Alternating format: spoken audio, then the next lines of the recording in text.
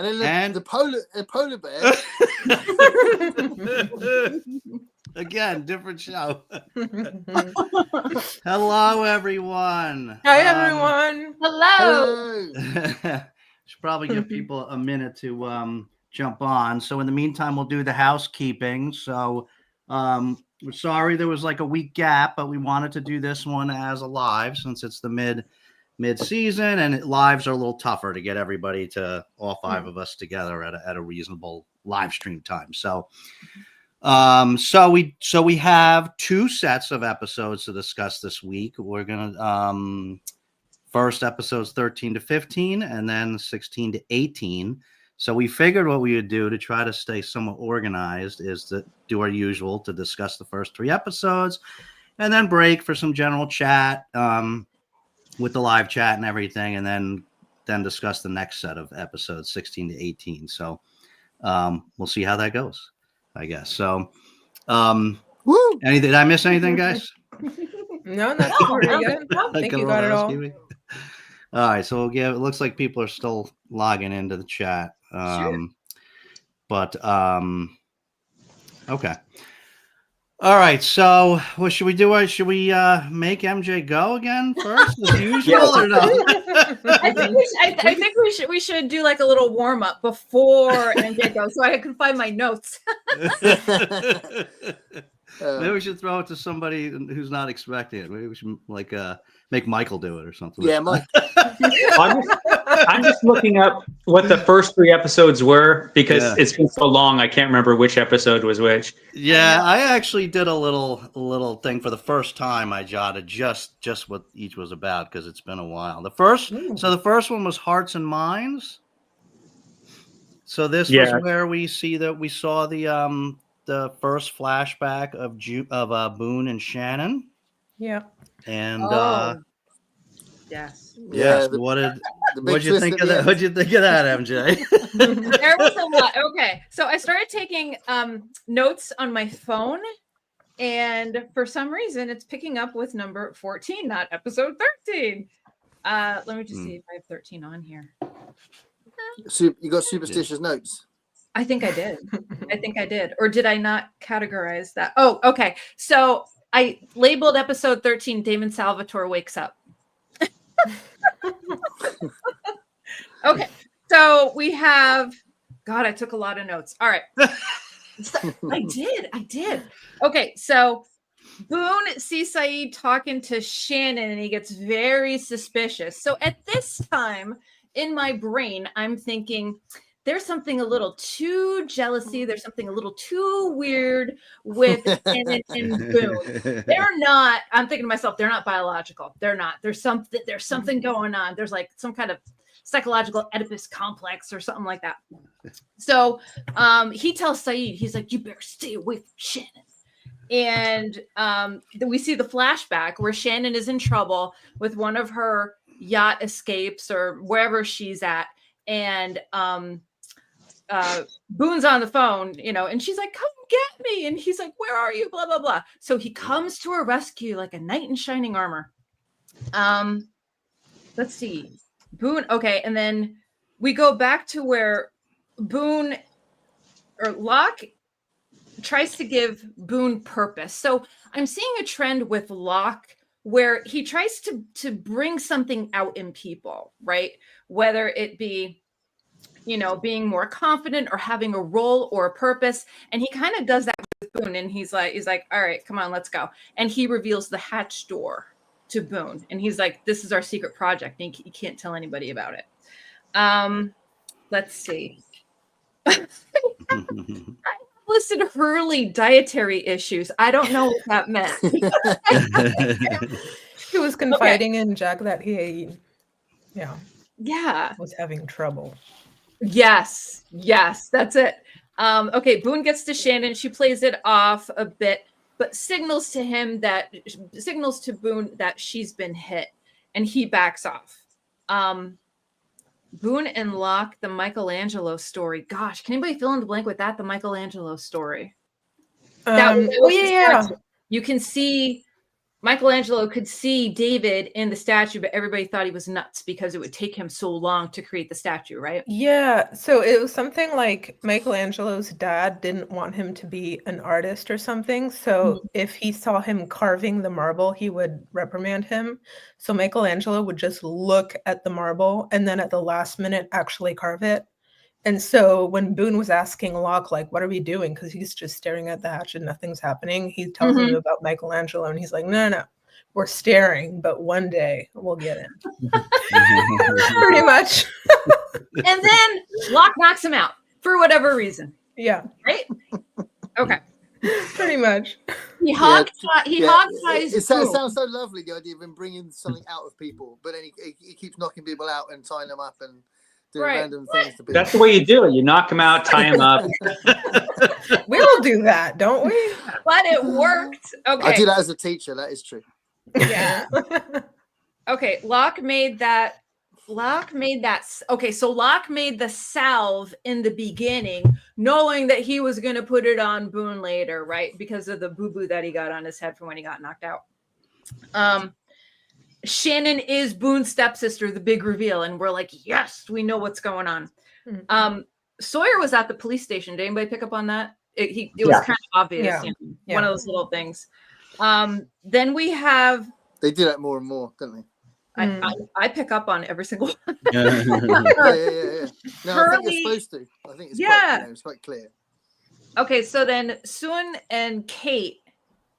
I don't know if this is the episode where Soon reveals that she could speak English, but there's some type of a connection starting with Kate and Soon in this one. They do become friends. So yes. And then I have Hurley ! Quote, when you find the motivations. It's been so long, I don't remember what that was about. Wait. Oh, that might be the Hurley and Jin stuff. Yes. Because he's with Jin a lot, isn't he? He's trying to get him. It's all the fishing stuff, isn't it? Yeah. Yeah. It's him waiting for the motivation to. It's just finding the fish, isn't it? It is definitely that scene. Talking of Hurley, I did write. Hurley made Jack smile, which is a big thing. He doesn't smile very often.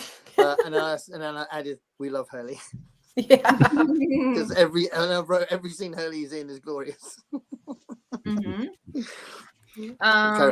Okay, Locke and Jack have a moment. I didn't write down what it was, and then was it Sawyer asking Kate, "Have you ever lied to a man that you loved?" Was that where he asked Kate that question? Jack and Charlie. Jack gives Charlie pills to help with his detox situation. Jack sizes up Locke. Charlie said he would be the one to save everyone on the island, meaning Locke. Jack speaks to Kate with the guava seed gesture. Bird wings fluttering. It looks like a boar net. True feelings. I called it on the tennis court, and the stressing is no blood relation. Trial of blood by the water. Is Shannon dead? God, I think I needed to watch all these again before I came back. Is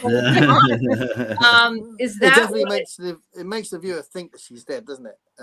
Because MJ's notes are very cryptic. They're like Rousseau's notes. I can't help it. I identify with yourself. Yeah, I'm just going to say it over and over again for 16 years. Yeah. Is that what made you see? I felt relieved. Okay, so Locke has his little kumbaya with Boone, saying, it's time to let Shannon go. Like, let her go. Let her do her own thing, whatever. And then he says, "Follow me," like Jesus to a disciple. Come on, Boone, follow me. We got work to do. So that's my notes on. That's episode 12, right? That was 13, yeah. Or 13. Yeah. So I know. So in the beginning, before we had ever seen this flashback, you had a significant distaste for Boone, MJ, and so I'm curious if what this episode has done to that opinion, if anything. Oh, same. So you still dislike him. He's still a wet noodle in my book. But she totally manipulates him, doesn't she? Because she's making him. Well, because that's what she does to all men. Don't you know that? Yeah.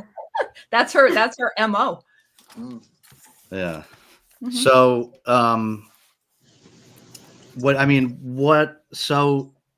so I never liked Shannon, right? But when I saw, when we see this one, we see her like be really bad, right? That she's manipulating each of those times to Mhm. come save her with money. Yeah. And, but then what did you think of the scene where they actually end up sleeping together? Just I mean, I wasn't shocked by it, uh-huh. you know, because we've all seen stories and read books where that kind of happens. So I wasn't like, oh my God, you know. I was just like, all right, they just put another layer to the relationship on this, but It's just it was lame. It was lame because Yeah. it was like Yeah. it was that part of it was a totally predictable thing. yeah. Mhm. Yeah. And I had forgotten about that part when I Really? rewatched the episode because it'd been so long, and I put it out of my mind, I guess, and I was like, oh, this is the way they went with this, yeah. And it was just I felt all the flashbacks for Boone and Shannon were very predictable. It's all that part seemed like predictable TV stuff. Mhm. Mm. And I honestly think it would have been better if they didn't show them in that intimate situation and just let the viewers think, what's the chemistry with these two? What, you know, it didn't do that Yeah. much to the story, is what I'm trying to say. Yeah. So if they would have let it linger a little bit longer, maybe it would have had a better flavor to it. Yeah. I felt Yeah. like it actually made their flashbacks actually made them less interesting as characters. And less likable. Yeah, Because well, definitely he's less at the like. country club and she's a yacht girl going wherever, you know, like I'm like, whatever.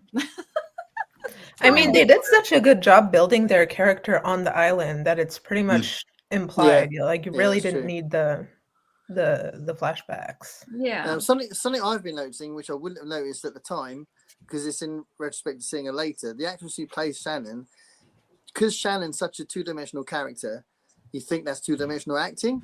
But what she does in Fear the Walking Dead is so completely different as the actress that I think she does Shannon really well. Her whole posture and the way she looks at the way she looks at Saeed, like she's gonna manipulate him, all that stuff. It's really, really good acting, and I wouldn't have thought that if I hadn't seen her do something completely different. Do you know what I mean? And let's remember, she's in a long-time relationship with Sam Rockwell, who's one of our best underrated greatest actors. He's my favorite actor. He ain't dating a surface actor. He's going to a method actor. So yeah, I totally agree with that. Yeah. Yep. So should we take some questions from the audience? Should we check in? I don't think About that episode? I don't think people have been saying anything. Okay. All right. So let's see who's here. So hi all, currently watching, starting number 23, and it feels like we're witnessing the birth of a cliffhanger. Good stuff. I watched the show when it originally aired. Yeah. There, Heidi. He was saying hi. Oh no, I blocked the last season from my mind. Wow. We got a long ways to get there. Yeah. Love Hurley too. I mean, Hurley is pretty hard not to love, right? Yeah. Pretty lovable guy. I appreciated him the most in the last episode that we just watched. Yeah. That's such a Oh, great in episode 18, you mean? It's completely mad episode. Yeah. He's I basically don't I agree with Michael was saying that it actually made these characters less interesting, this flashback, but I just never, not only did I never really had a problem with Boone, but I never liked Shannon, and obviously I don't like their dynamic at all. I don't like their relationship at all. I do think it was a little illuminating in that I don't recall having any sense of any romantic connection up until this episode. I thought it was always just an overly protective brother. And then the reason I was asking the question about when they slept together was not because it was, the scandalous scene or anything, but I myself am curious if that was meant to be, if that was actually intended to show some chemistry between them, or in my opinion, more likely to show her taking her just like evil manipulation just one step further. Yeah, Yeah. it was just one more way to show her as being manipulating. Right. Yeah. Yeah. And I think Because- it relates to the island because he's being manipulated by Locke. So Yeah. he is That's true, yeah. easily manipulable. Yeah. That's a big Mhm. word. Yeah, which I think is a very important point because I think this is part, and then we see it more later. We not to that episode yet, but this is where Locke is really starting to, I think MJ was saying before, like, yes, he does try to help people with things, but also how much of it in his self-interest, because Yeah. here is the beginning of his attempt to break what is a very clear, strong bond that at least from Boone's direction that Boone has with Shannon, and Locke is very, very intentionally, severing that bond because I think in part because he wants Boone, right? So he wants Boone to be his guy. Yeah. I mean, Which is it's why not in a he's romantic tying him up in sense. the woods. But, He's just- what? Sorry, what'd you say, Michael? I said that's why he's tying him up in the woods. He's just a creepy guy.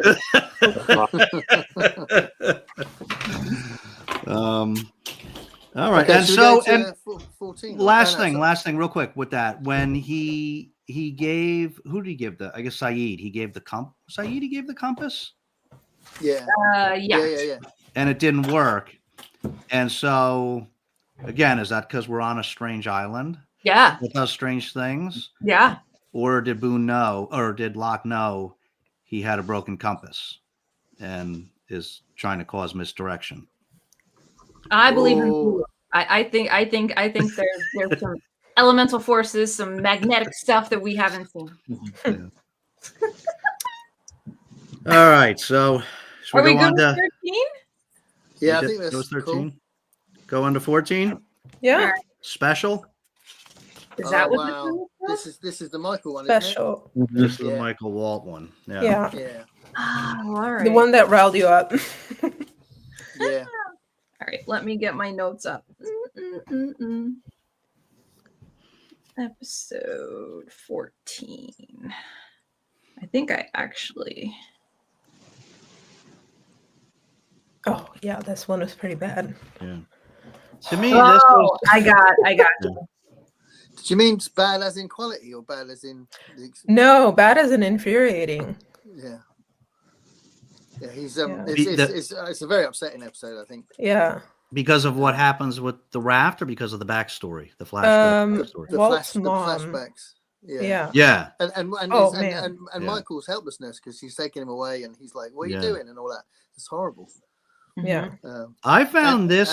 And he's Sorry, a go terrible dad. No, he's a terrible dad, but he's still his dad, and the way that she's like, I'm doing this now, I'm doing that now. Oh, I'm Yeah. with this bloke. It's just horrible watching it Yeah. because he's like, he keeps saying, what this happening at? And he's like, he hasn't got any agency in it. It's just, this is all happening at him and he's losing his son, Mm.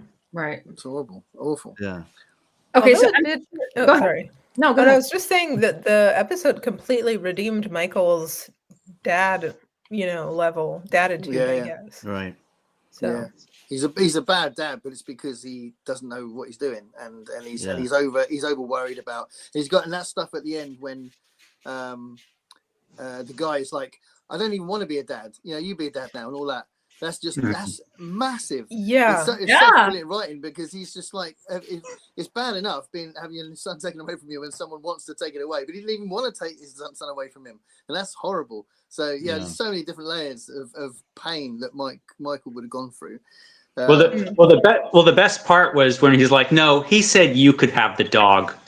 Yeah. Mhm. Well, also when he says he doesn't, or it was my decision to take you and not blame it on the other guy. Yeah, that was him. That Trying to be was honourable, big. and it Yeah. made it worse because Walt blamed him, but he was Mhm. trying to be nice, and the other guy didn't give a shit about him. It's just Yeah. so many layers, amazing. But Yeah. I And I found the think whole thing quite upsetting he's as well. also protecting Walt, right? Because he doesn't Yeah. want Walt to know that the guy didn't want him anymore. Yeah, exactly. Yeah. Yeah. But he's also risking Walt hating him. Right. Right. So which is what happens. Yeah. Mm. So Yeah. it Yeah, is this was- honourable. I mean, this was. I think this was the first. I was going to say that it was definitely the most heartbreaking backstory we've seen so far, but I think it was the first backstory that we've seen that was actually heartbreaking. You know, I think the other ones were just learning a little bit about their past, but this was like really just gutted you, like emotionally. You know, yeah, some random bits like when he's just walking out and he gets knocked over. It's just like, oh my god. Yeah. You know, that's so. He couldn't win that guy. Yeah. Yeah. But it was the backstory was superbly done in this in this episode. Unlike the previous one that we just watched before. Yeah. In this one, the backstory was excellent. It was also well done. Yeah. But this just goes to show you how much difference because a lot of the different episodes they're produced by or directed by different people, and I'm sure that's some of it's the writing, some of it's the direction, right? And it can make a big difference. But they clearly had quite a complicated relationship between Walt and Michael that they'd created before, so that's kind of easier to mine when they start doing flashbacks and that, isn't it? Whereas I think with Shannon and Boone, there's not as much there to kind of develop anyway. Right. You know. Okay, so let's dive further into episode 14. So it starts off with Locke, Walt, and Boone. I have Locke speaks the truth. I guess it's with Walt, maybe. And I think Walt tries to hang out with him, and Locke eventually says, sure, but your dad doesn't want to, so actually we shouldn't, or something like that. Yeah. Right.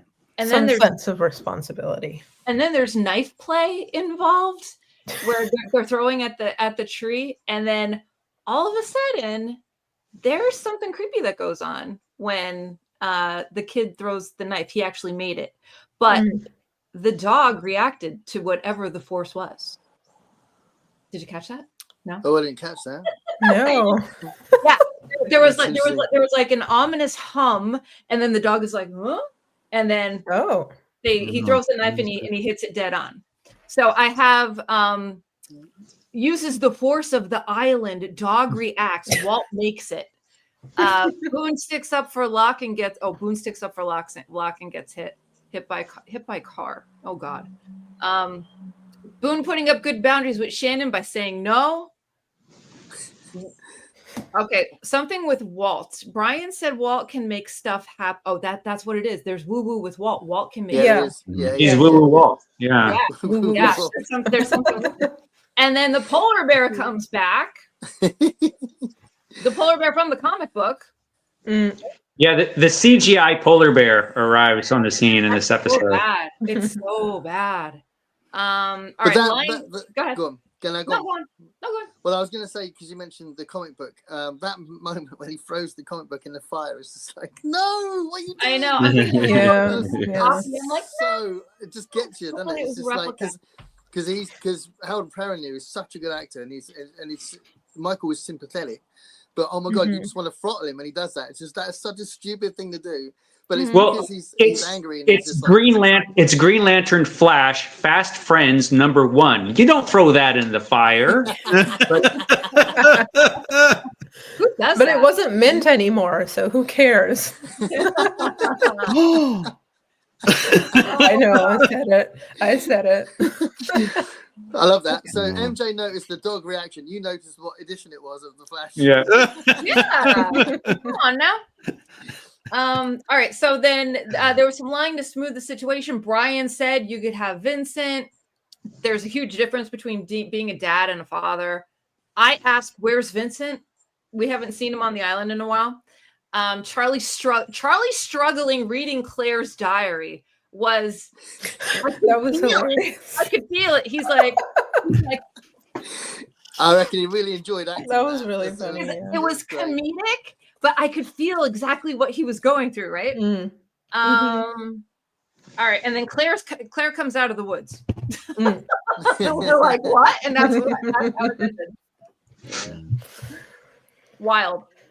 So this episode, again, it's another first. I think this is the first one where we actually see a sort of, I don't want to call it supernatural, but we actually this is the first time we're seeing one of the characters have a personal ability.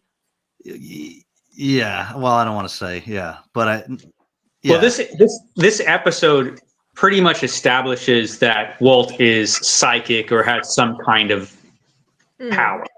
You know, Right. this pretty much says it in the episode. Yeah. But It kind of sets him as a main character almost, because earlier he was just like the kid who's there. Yeah, But now yeah, it's he's like, becoming more he and has more his important. but then He becomes really important later. the interesting thing is that there's so much focus placed on him in this episode, and then there's kind of like nothing's happening now. Do you know what I mean? Like episode. That's kind of a lost thing, 15, you know. 16, 17, 18. It's like, ooh, look at this shiny thing over here, and then it's gone. You know, Yeah. so Yeah, I'm but sure we're going to see more of it. Well, he does something very important in the last 2 episodes, but you just don't know until right at the end. That's pretty important what he does. Don't be spoiling it. And just to go off what you were saying, Dave, like okay, so we saw Walt have this little supernatural thing. Well, what about Locke's legs? Yeah, that's right. Yeah. That's You know what right. I'm saying? That was first. Yeah. There's something going on with the island, man. Yeah, but Walt's issues were before the island. It's before Right. the island. Yeah. There's this little Yeah. sort of Right, supernatural right. piece to him that Well, there's a And, lot of characters that had stuff before the island. Yep.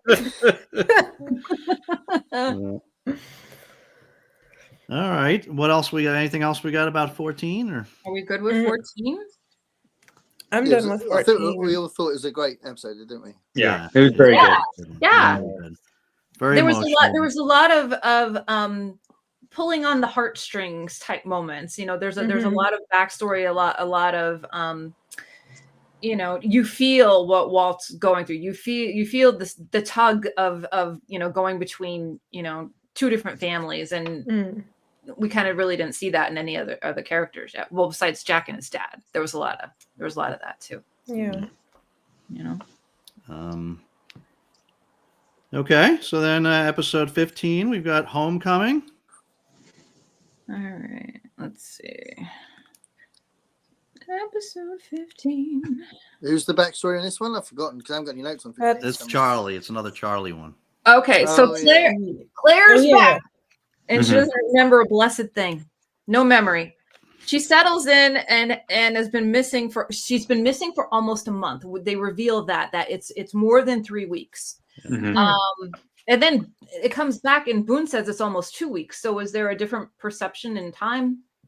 They don't have any calendars. They don't know what's going on. I know. Yeah. And I have down here, Charlie really cares. Ethan's back.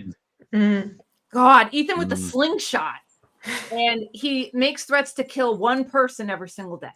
Every single day. So, all right. This is like a back-ended question that I think I meant to ask, but does Ethan know Rousseau? No one knows. We We don't know. Like we have these worms. we have these 3 little settlements now. We have Rousseau's camp, we have Ethan, Lord knows where he is, and then we have the survivors of the plane crash. But nobody's interested in like talking to each other besides Ethan wants to kill everybody. The secret to Ethan, it'll be a massive, really bad spoiler if we said any more. It wouldn't be fair because it's such a brilliant element to the show. Yeah. It's a really good element to the show. And that's not till season 2. So. Oh, a little later even. Part of it is season 2, isn't it? Yeah. All right, so So why did they let Claire go? And why did they want her back? Ethan's like, need Claire. Claire needs to come back. Blah, blah, blah. You need to bring her here.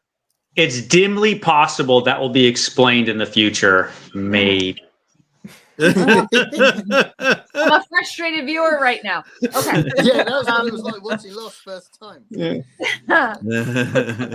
Locke gives Boone a boost of self-confidence. I think this is when Block is telling him to like tend to the fire or make yourself useful or whatever, but he gives him that pep talk that Boone needs because he's a wet noodle. Boone struggles to stay awake. He falls asleep and dreams he's in the jungle. But he is in the jungle. Mm. And then I have Vincent. I don't know, something with the dog. Shannon says, nobody's told you. Shannon says to Claire, nobody's told you. Yeah, right. because they're Nobody's all looking at her told you. weird. Yeah. Nobody's Yeah. told about the Ethan threat. Right. Mm. What was Charlie lying about for Claire to get so mad that Ethan wants her back? I have question mark. And then I have, okay. Of all the things to Nick, you steal that. So somebody stole something, and I don't remember what it was. The diary, probably, right? Was it? Okay. Jack gave a loaded gun. Jack gave a loaded gun to who? I said Jack. Sawyer, he gave a little gun to Sawyer. Jack gave a loaded gun. Ha ha ha. That's what I read. Mind you, I'm watching these at 5 in the morning and I'm making notes. You've been teaching my students how to make notes. And then, okay, was this Charlie's? This was Charlie's. Backstory? Yeah. Mhm. Oh, okay. So we That was have more of his story. Yeah. the copier drama. I want Charlie to stop it all, and I want Charlie to stop it all and start singing "We Are Everybody." We are everybody. It's a good song. It is okay. So then they set a trap with Claire as the bait. Charlie does not. That's so good, that bit. Mm. And then there's a massive storm rolling in. Like, okay, so who's controlling the storm? Like, is it coincidence? Is it whatever? Mm. Okay, was Claire supposed to run? Fight round 2. This is where is everyone else? Jack gets payback. So this is him basically beating up Ethan or whatever. And then Charlie comes through with the oh my god moment. And I did not see that coming from a mile away. And then I asked, where'd the gun come from? Jack dropped the gun when he leapt on Ethan. He dropped the gun. So the gun was on the ground. Got it. Charlie picked up the gun. Okay. But there are 5 guns there. So there's the 4 guns that were in the silver case that Jack had, and then there was the 5th gun that Sawyer got off the marshal. Right. So Which he they gave were to Kate. really, yeah. So I was really surprised why they gave a gun to everyone, including Charlie, and not Saeed. Like, of all people, Saeed would know how to use a gun. No, I thought they did give the gun Yeah. to Saeed. They didn't give the gun to Oh, did Charlie. they? Charlie picked up okay. the gun. Yeah, that yeah, yeah. Drax Charlie, yeah, dropped. he did. Yeah, Okay. Charlie didn't have a gun until he Yeah. grabbed it off the floor. Until after. Yeah. Right. Okay. And that So, bit is like- so cool because you're like, So then, whoa. oh my god! Like, seriously, my face was like what just happened? Because now I'm thinking, does Ethan have people? And are Ethan's people going to be missing him now? And are they going to come back? And are they going to try and find what happened to Ethan? You No, know? there's Yeah, no one. question He's on his own. marks. There's no one else. He's on his own. And whoever cast Ethan was perfect casting, because I thought he was a jerk from day one. Like, I just didn't like him. Didn't like him at all. His dead-eyed stare when he's just like, I mean, he's perfect. Just so creepy. For sure. But that was a Yeah. jam-packed episode. Jam-packed. Yeah. Mm-hmm. And so I think a really big part of that one was we saw in Charlie's backstory, we saw his post-career, his Mhm. post-music star ethical struggles, right? Where he tries to take advantage of that girl. That's what it was. Then The he tries item, to Yeah. back up and- Yeah. the item that he decided to nick. Like, you're Oh, gonna yes. steal, you're gonna Oh, steal yeah, yeah, Vincent's That's virtual what it snake. was. Like, of Yeah. everything in that beautiful house, you're gonna steal like the one showcase piece. Like, come on, Charlie. Yeah. Yeah. That's He's not a true. very good thief. No, his no. heart wasn't in it, was he? And that's another way that Charlie's sympathetic because he's not. Yeah. He's kind of being led by what he thinks he should do because that's the life he's had recently, and he's trying to change. Yeah. But yeah, he's totally torn. He's also a desperate junkie, so he's going to be Yeah, doing things ultimately. he wouldn't normally do.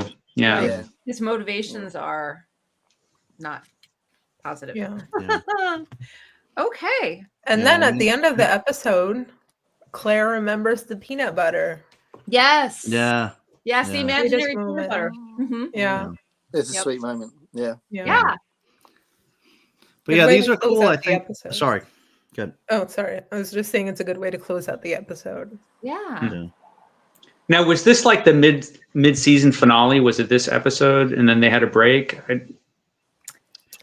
I think so. No. I think this probably. The It would have season been a is good episode to 24. do that. Yeah. Yeah. Yeah, I don't know. Because there's what, 20, there's 26 episodes this Mhm. season? 24, I think. 24? Yeah. Something like that. Yeah. Yeah.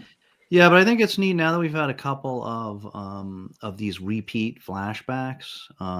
We're starting to get, like, Charlie's was very much like this.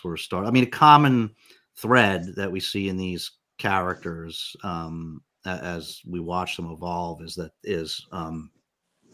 their ethical struggle, right, with who they are, and their kind of sort of confused attempts at redemption, you Mhm. know, Mhm. and who they are. But like we saw this with Kate, like already now in her Yeah. couple episodes, like the who she has been versus who she wants to be.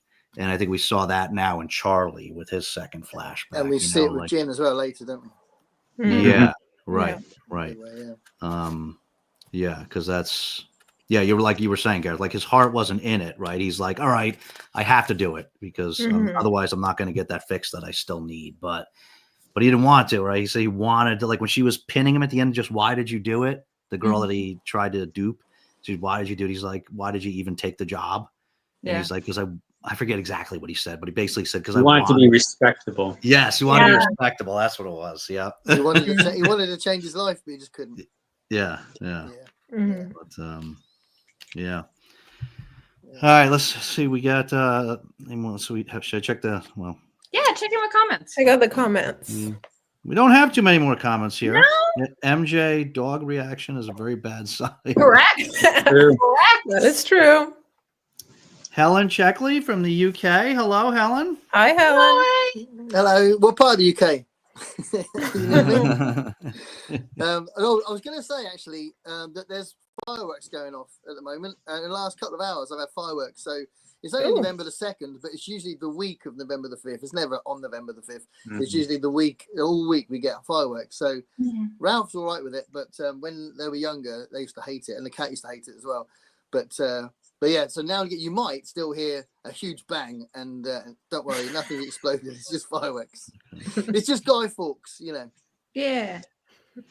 Guy so, Fawkes. Guy Fawkes. Who's this guy? I may or may not know this guy. Hey! Surprised me that Ethan was like Superman until second fight with Jack when Jack beats the crap out of him. Oh yeah. Because That's Jack true. Jack has revenge motivation right now, and he's like, I'm gonna get you. And that's it. He had rage.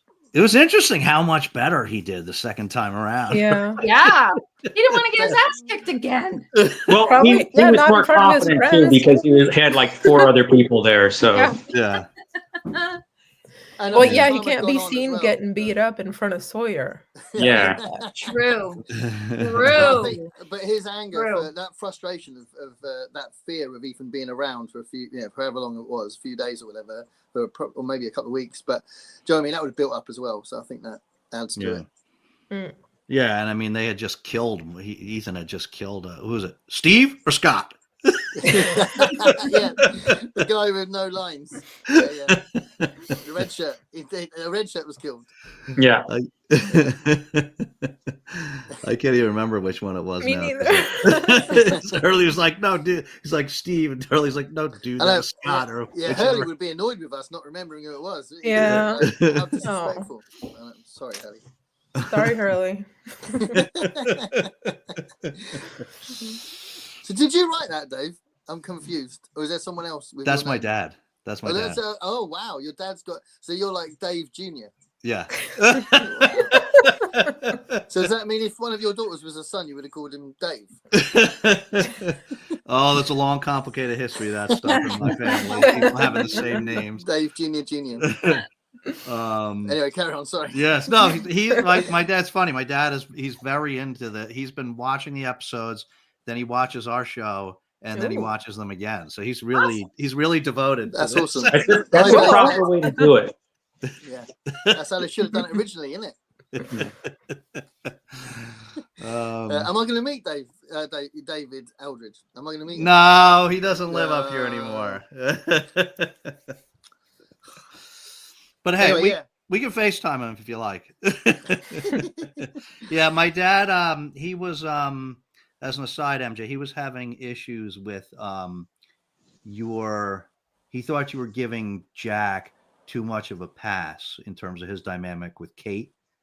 That like because Kate was like, in my dad's opinion, like Kate was actually giving him some stuff, and Jack wasn't being forthcoming, and she thought maybe you were being a little too nice on Jack. No, I got the impression MJ wasn't being very nice about Jack. I'm very Jack neutral. I'm not sold on him yet. All right. Well, should we hit? Do we have 16? more on Homecoming on that episode? No, I think I covered my bases. I think the big reveals are coming up in the next 3. Yeah. Next 3 are amazing. The real big reveals. So episode 16 was Outlaws. Mm-hmm. And this is where we see Sawyer's our second Sawyer backstory. Mm-hmm. So what do people think about this? This one was great. Yeah. Interestingly enough, I don't have a lot of notes for this one at all. No. So, Mike, why did you think it was great? I just liked the whole backstory with Sawyer and how he just got completely duped. And I remember now, it seems watching it now, it's like, he's obviously being played. But the first time I watched it, I didn't know. I was surprised as Sawyer. Yeah. And of course, we also get the awesome return of Hawk the Slayer, drunk again. Drunk again. Yep. Yeah. I did write down, I thought there was a really good contrast between the humorous Boar Island story and the backstory where he was trying to figure out, trying to basically find that man who drove his parents mad. Well, actually, his dad mad. He killed his mother, didn't he? But yeah, that was a very serious story. And then the boar hunting thing was just like nonsense, which I thought was really good because the guy, I've forgotten his name, the guy who plays Sawyer, played it really well because he kind of committed to it, and it was funny, but it wasn't funny to Sawyer. So it worked really well, and the guy, this is stupid. I can't remember the guy who plays Sawyer, what his name is, but he's actually Josh Holloway. He's actually a really good actor, which is kind of surprising because he was a male model before this for years, right? He was, Really? But as an actor, he's just really, really good. Yeah. I thought that scene between him and Kate when they were playing the Never Have I Ever was such a good writing thing to do to get to know them, really. Yeah. That was brilliant. Yeah. And the chemistry that she has with Sawyer is much different than what she has with Jack. Yeah. I mean, let's be real. Yeah. They speak each other's language. Well, she says that. She says, I speak his language. That's a line in the episode. She says, I speak his language. Yeah. So I'll just run down my notes really quick because they're just like one word things. So the first word I have is bore. The second one is whispers. Yeah, he gets the whispers. Yeah, that was good. Charlie biting Ethan. I don't Burying Ethan. I think I have a typo in there. Sawyer and the boar. Kate follows Sawyer. They speak each other's language. The I Never game, very revealing. They both have killed a man. Locke in the story about his sister, and Sawyer and Jack's dad. That was like that was wonderful. Good. That was good stuff. Yeah. That was so good. Did you notice the whispers were saying it'll come back around? Yes. Yes. Yes, because I had subtitles on this time. Thanks to MJ. And they're good subtitles too. Well, I just realized without cheating, Oh. But that was a really good point you made, Gareth. I didn't even think about that because that whole funny piece with the boar, it's seeming like the boar had something personal with Sawyer. And me trying to still right now, to date, I still don't know. I'm like, what was that about? Why did they have that whole? But now I'm wondering, was it really just to have a juxtaposition of a levity piece because that backstory was so intense. That's one Yeah. of the more intense ones we've seen, right? Yeah. They're all Yeah. dramatic, but that one was, I mean, we see the first murder with Sawyer hiding under the bed as a kid, and then we see his own murder later. Yeah. I mean, or him committing the murder later, and so I mean, there was a lot of intensity in that one. Yeah. And the way that scene was filmed, where his mom gets killed and his dad goes in there and sits down on the bed, so good. It was just so well done. Yeah. It was like right out of a horror movie. It totally was. Yeah.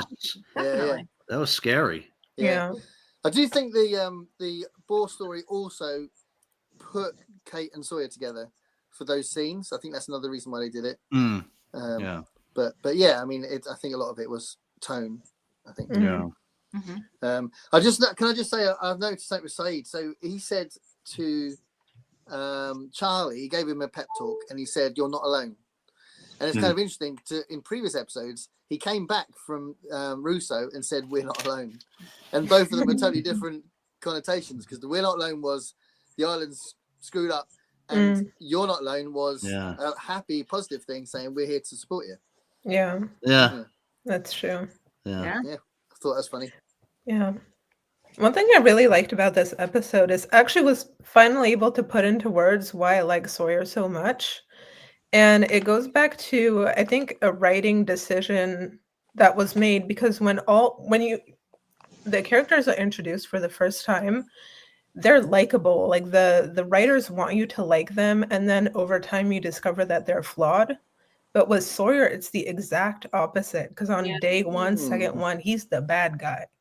Like their plane crashed on an island, and you're supposed to dislike Sawyer, not the island. And then as you get to know him, you realize he's flawed, but you kind of feel for him. So it's almost like an opposite experience to all the other characters. Yeah, it's true. Which And I they thought all was kind of interesting. having everybody come meet in the middle, right? Nobody's better than anybody else. Yeah. Sawyer has grown on me from episode 1 till now. I like him a lot better. Yeah, I think they wrote it like that. Yeah. Right. Yeah. And they must have kept Boone the same, so that also must be deliberate. I think Boone's become more sympathetic since he's become a little Locke's little guy. Yeah, you can see that he needs to have that purpose, and he's he's a little bit two-dimensional, but I think I think he's grown on me a little bit. I've just got a problem with his sister. She's a twat. And she's supposed to be. That's the whole thing. She is what she's supposed to be. Yeah. Go back to that point about the actress being brilliant, because absolutely, she's supposed to be. Yeah, she didn't really bring anything aside from translating the maps. Right. She doesn't. Yeah. Oh, so close to spoiling. Don't say it. Don't say it. Don't say it. So why? No random question. So why? So in the flashback, we see Sawyer meet Jack's dad, and he makes Jack's dad makes that comment about that's why the Sox will never win the series. And then when we're back on the island, Jack says the same thing, and Sawyer you see Sawyer realize that was Jack's dad I talked to, and then he purposely. Oh, you didn't catch that? You didn't get that? Oh yeah. Oh. Yeah. It was like right. It's the second time. It's because Sawyer just backs off and says, "Oh, don't worry about it." And it's the second time he's done that, because he also said to Saeed, "Did you hear something?" He says, "Yeah, I heard whispers. Did you hear us?" And he goes, "No, don't worry about it." And walks off. He doesn't. He's really guarded. Sawyer doesn't want anyone to know what he's experienced. Yeah. So why is he doing that? That was my question. Why do we think that he's doing that? Well, that's just a part of his character. I mean, considering his backstory, it's not unusual that he wouldn't want to give anything. That he's going to keep his information close because that's just what he does. And so that doesn't surprise me. Yeah. Plus, at this point, he's not at a position with Jack where he would do something matey. Do you know what I mean? Because that's just saying, "Oh, I bumped into your dad." That's building a friendship rather than something where they don't trust each other, which is where they are at the moment. Right. I think his criminological thinking keeps all this information in a back pocket where he's like, okay, I'm putting this in the file and maybe I'll be able to use it one day. Use it as like to get some type of a position or something like that. Yeah. Yeah. Gareth, did you mention the whispers, like what the whispers said because of what the guy who Sawyer killed said? Yeah, it's his. I think it's his voice. Yeah. Really? Yeah. So the last thing that voice. the guy says after Sawyer kills him is, "It'll come around," which is what the whispers say. And I think the whispers are actually that voice saying it. Yeah. Well, the board too is a callback to Sawyer letting go. I think it's used for him to like let go of the fact that he killed someone. But and then after that, he does kind of let go because he does actually go back to Jack and give him the gun. Yeah, he does. And not keep him for himself, as I assume he would have. And that scene, even though we didn't give anything to Jack as far as meeting his dad, that is the start of something a little deeper for Sawyer and Jack as well. Because obviously that all becomes a thing. So he's definitely not just being his enemy,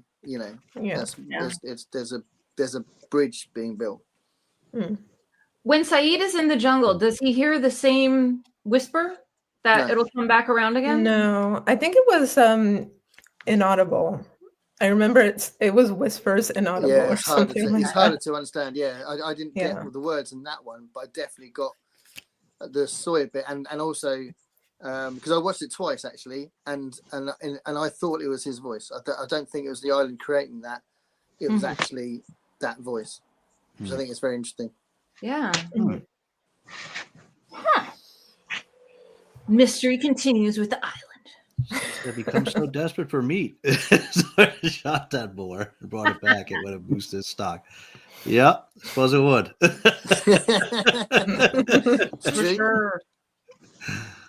All right. So what else do we have? Anything else we got on episode 16? I think we need to move on to my favorite episode. Oh, okay. That's episode 17 in translation. Oh, that's because these are like your favorite people for some reason. So take it away. Well, my favorite character is Saeed. That's my favorite character. Oh, okay. But I love the relationship, and that it goes into territory I haven't gone there yet. But Jin is such a complex character. He went in all the flashbacks before he starts working for his dad. He's a really lovely, sweet guy who just fancies Sun, right? And it's the job with his dad that turns him into this nightmare. And it's also skewed his attitude to people looking at Sun as well, and all that kind of stuff.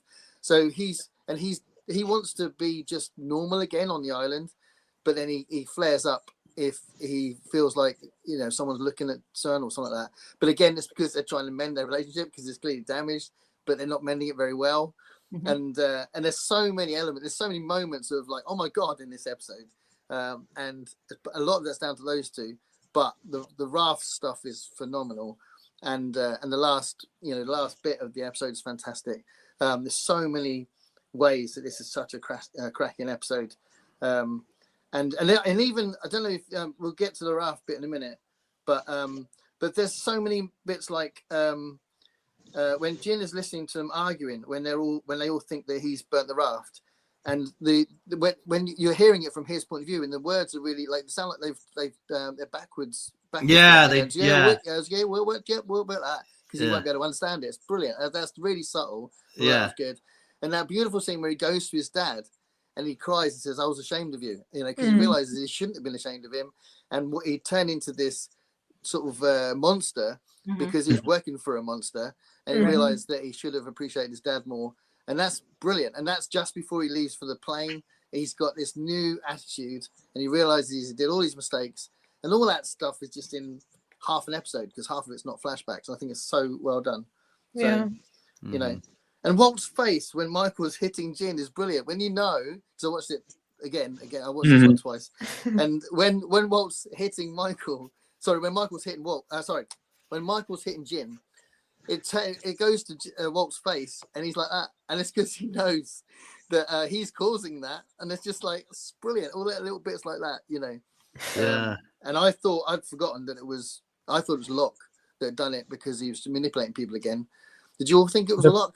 Well, the first time I saw the episode way back when, I did think it was Locke, which would have made sense. Yeah, it would have made sense. Yeah. Absolutely, it would have made perfect sense. So when he just says out of the blue, so why did you burn the raft? It's like, oh my god, and it's like, well, I like it here. It's like, what are you doing? It's a massive thing because I like it. Bloody kids. So this episode was new for me because this is that. I don't know if you remember. I said there was one episode that I had never seen. This was the one. Good one. Locke asked him that at the end, and I was like,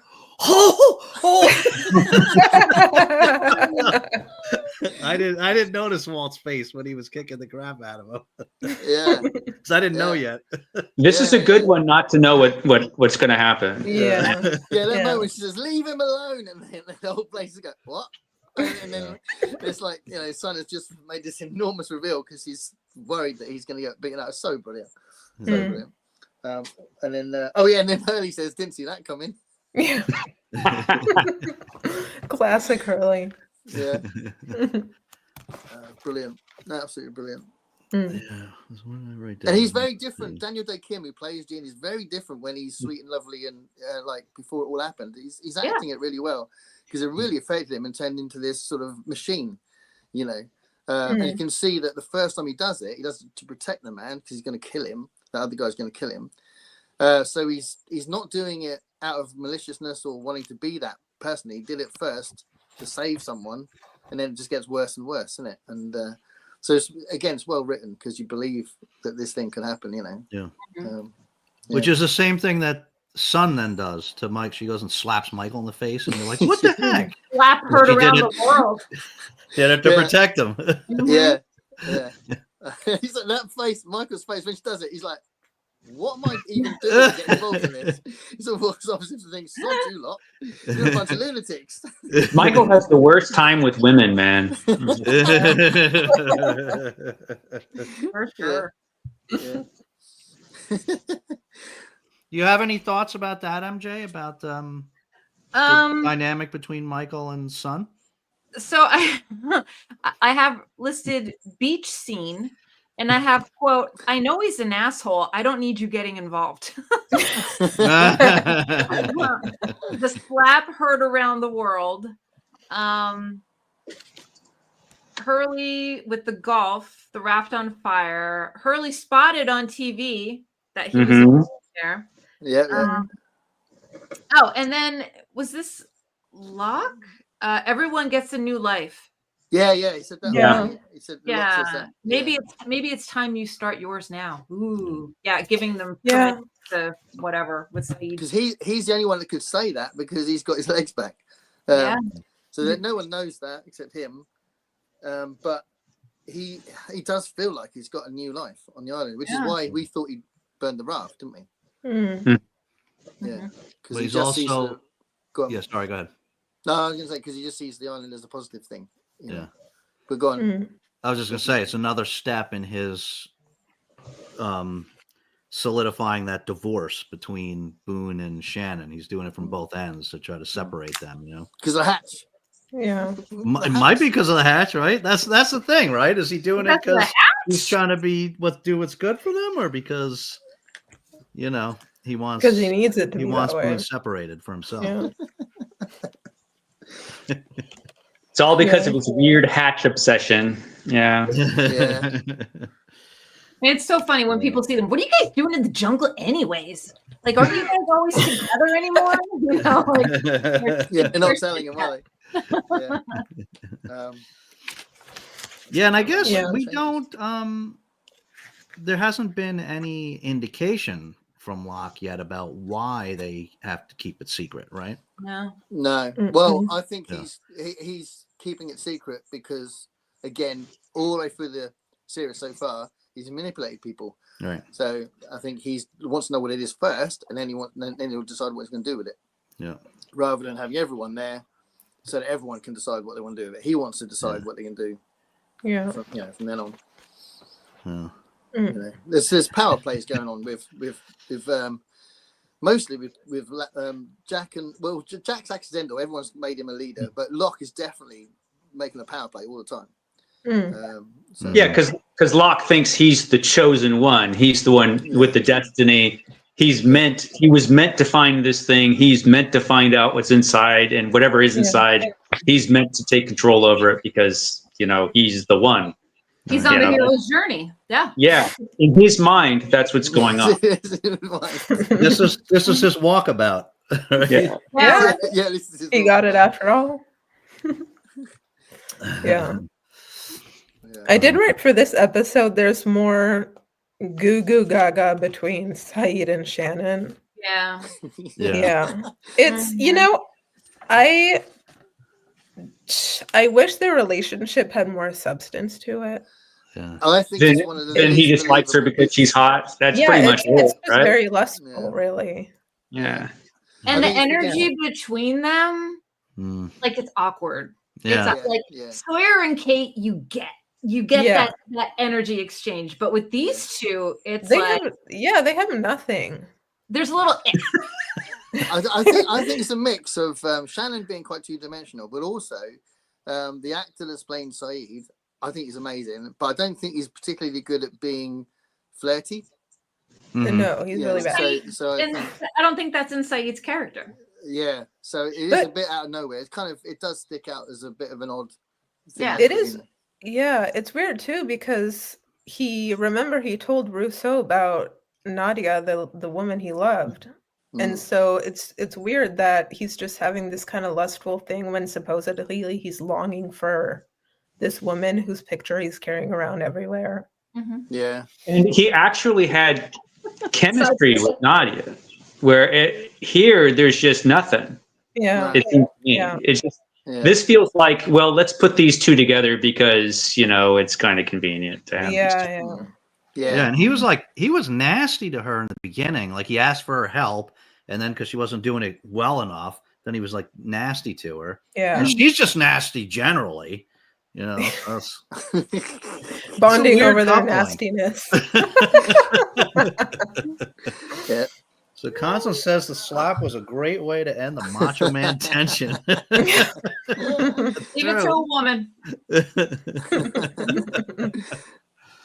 Yep. That is true. Yeah. What else about this episode?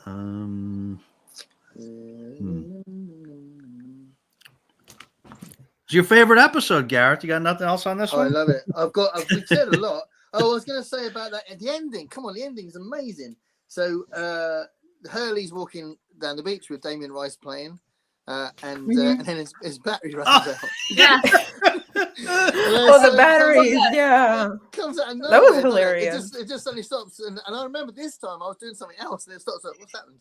And then and he was like, "Oh shit!" Did he say something like, "For God's sake" or something?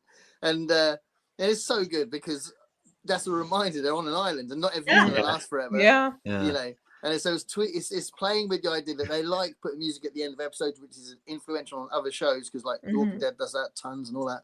So like this idea of him walking around with a song playing is a great device, but it's also they use it to make a little joke at the end with the battery running out. I thought it was so good. So yeah, really good. Yeah, and you also see Sun at the end being kind of freed from her secret. Yeah, he's finally able to be on in her bikini. Yeah. That's a great moment. Yeah, that was wonderful. Yeah. She needs Jin to allow her to do that. Yeah. Which not anymore. Yeah, well, she don't need no man. Well, they're kind of split now on different parts of the island. I mean, but she does love him, MJ. So she would like Jin to allow her to do that. Yeah. So she doesn't need a man, but she wants him. Yeah, I get that. So I think that's it's part of it. I think. Mm-hmm. She needed to. Oh, sorry. No, go ahead. Go ahead. Yeah, I think she needed to act on what she was gonna do, which is leave him or like. Yeah. Get her independence in a way, or leave the old dynamic, I suppose. Which but it's also the last straw for him because he wasn't that happy either, was he? All the flashbacks with him shows that her going, I speak English to everybody. It was him like thinking, well, what am I even doing trying to save this thing? You know. Yeah. So both of them are now in a position of distrust, and they're doubting their love and all that stuff. So, God, so good. Which But, is, you know, I know it's really Sorry, good go ahead. because he wanted the same thing at the end after his talk with his dad. His dad said, let this be the last thing you do for this guy and go to America. And so he's going to do the exact same thing she wanted to do. They both wanted to escape the situation, and they didn't know it because they hadn't communicated that to each other. Yeah. And they And don't so- get a chance to. They only get a chance to build on it because loads of shit Yeah. happens on the island, isn't it? Exactly. Yeah. Yeah. Awesome. Yeah, Very I was well gonna say the exact same thing. Yeah. But so it did confuse me in the end that because for some reason I didn't remember how it played out. And so when Jin's leaving the caves and Sun asked him, please let's just start over. For some reason I remembered him staying. So I wasn't sure why. Does anyone get an echo? Yeah, there's feedback all of a sudden. Oh, that's interesting. I don't know. Hold on. Yeah, it's interesting. Gareth. Yeah, you're right, Gareth. Where are we getting feedback? Wait, I started getting feedback halfway through. Did somebody turn on a second screen or? We That are was weird. everybody. We are everybody. Does that song have any other lyrics, or is it just that? That's just that. No. Something like that. Well, should we carry on? Do we Yeah. need to try and fix the echo? Wow, that's bad. Echo?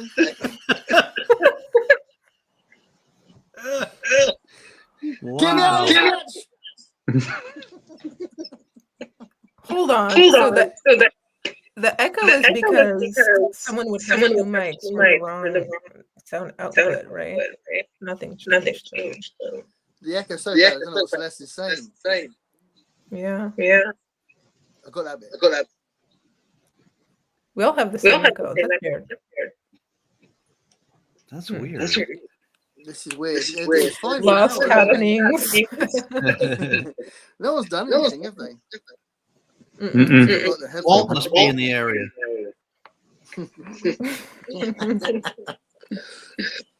That's weird. Okay. Hold on. Let me just pop out in. So Dave did this, right? I got to tell you about this. It's still here. Echo is still there. Still have the echo. It's one of us. Should we all go out one by one? And then we'll carry on. Still an echo. Okay. No? Take me out. Oh. What about now? Do we have any echo now? Still an echo. Oh, what did I do to her? She's gone. I mean, she's gone. Celeste never Oh, there she is. There she's back. You're upset.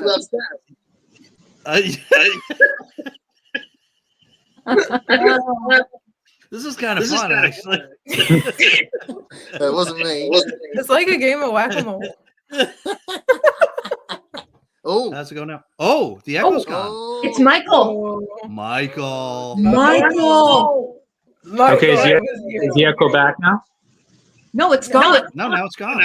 Oh, wait. It's Maybe it was me, but I only have one microphone. I don't know. It's definitely better. Oh, Wait, so it didn't happen when Michael was talking, but it's happening when we're talking now. yeah, you're right. Say something, Michael. I'm afraid to say anything. Who knows what will happen? Yeah, he's all right. Yeah. Yeah, you have no echo. So basically, we're not allowed to talk now for an hour. It's about Yeah, time. Michael, the project's on you now. Let me tell you about this episode.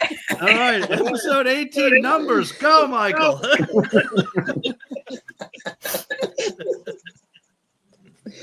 I'll write in the comments. I know a French 80s film called Diva. Is it Luc Besson? Mm-mm. If it is, it's a great film. I don't know. It's like a crime thriller set around an opera singer. Is it 80s? Oh, okay. He's a bit with Hurley reminded her of that film. Yeah. Could mute Mike unless he's talking. Take turns popping out. That's what we did. That's what we tried. Could Mike mute unless he's talking? Let's see. Okay, now is there any echo? Now there's no echo. Yeah, there's an Right. echo. Wow. So that's clever. What'd you do? He muted himself. Good call, Constance. So for some reason, his device started causing feedback. Okay, does everybody have an echo now? Because I turn it back on. Yeah. Hi. Yep. Yep. That's weird. Is there an echo? Really? All right, so Michael, when you want to say something, just go like this. And we'll all mute. Wave your hand like in a Teams meeting. That's weird. But you can still hear us fine, right, Michael? So you can just mute and unmute whenever you want to talk.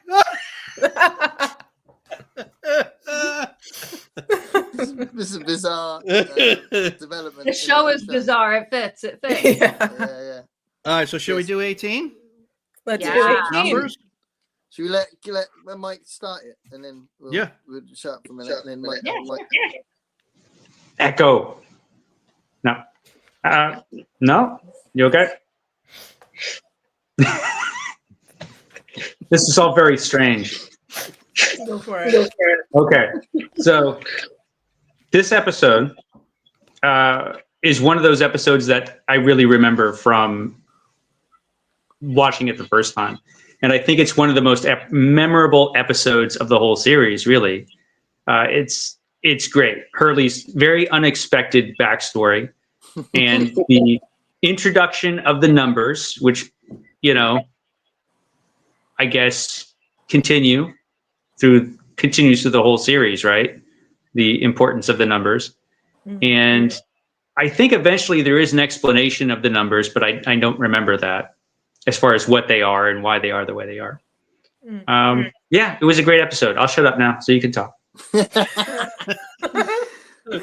Well, I sent a private message to Celeste asking for clarification about the numbers because I thought it went nowhere, but I've forgotten where it goes. And Celeste sent me replies going, "No, there's this bit, and then there's this bit." And I was like, "Oh yeah, it goes everywhere." Yeah. So yeah, it definitely has, because you said you weren't sure, right? If there was an explanation, Mike, and yeah, it comes up a lot.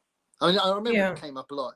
Obviously, the end of the episode hones in on the hatch, and there they are, which is just a great moment. You're like, what?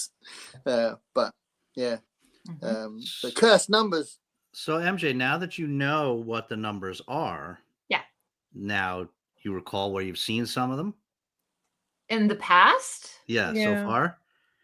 Well, only what was revealed in 18. Are there other places in the series?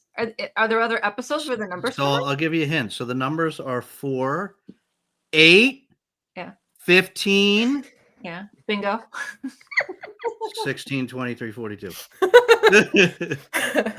Yeah, Flight I 815. The what? Flight 815. Oh, yeah. The numerology is crazy. The numbers are everywhere. yeah. That's interesting. But the numerology of the numbers literally is next level. Okay, so like what you do is you get the number and then you add them together, and then that specific number has a meaning or an attachment to it. And then when you add up all the numbers, it equals 108. And 108 in Buddhist philosophy means like nirvana, like you've reached the end. Like it's kind of mind blowing, and it's a really important set of numbers. So let's go through the details of the episode. So we have the raft and Saeed's. We have Hurley wants to go and get the batteries from Rousseau. He sees the writing and the numbers. He takes the thing from Saeed. Flashback to Hurley winning the lottery that was foreshadowed in the previous episode on the television. Hurley said the winning numbers just came to him during the press conference, and then his father or family member passed away from a heart attack. With all the bad luck with Hurley and his mom, the police officer, the building caught on fire, him getting arrested, the island has some kind of hold on him.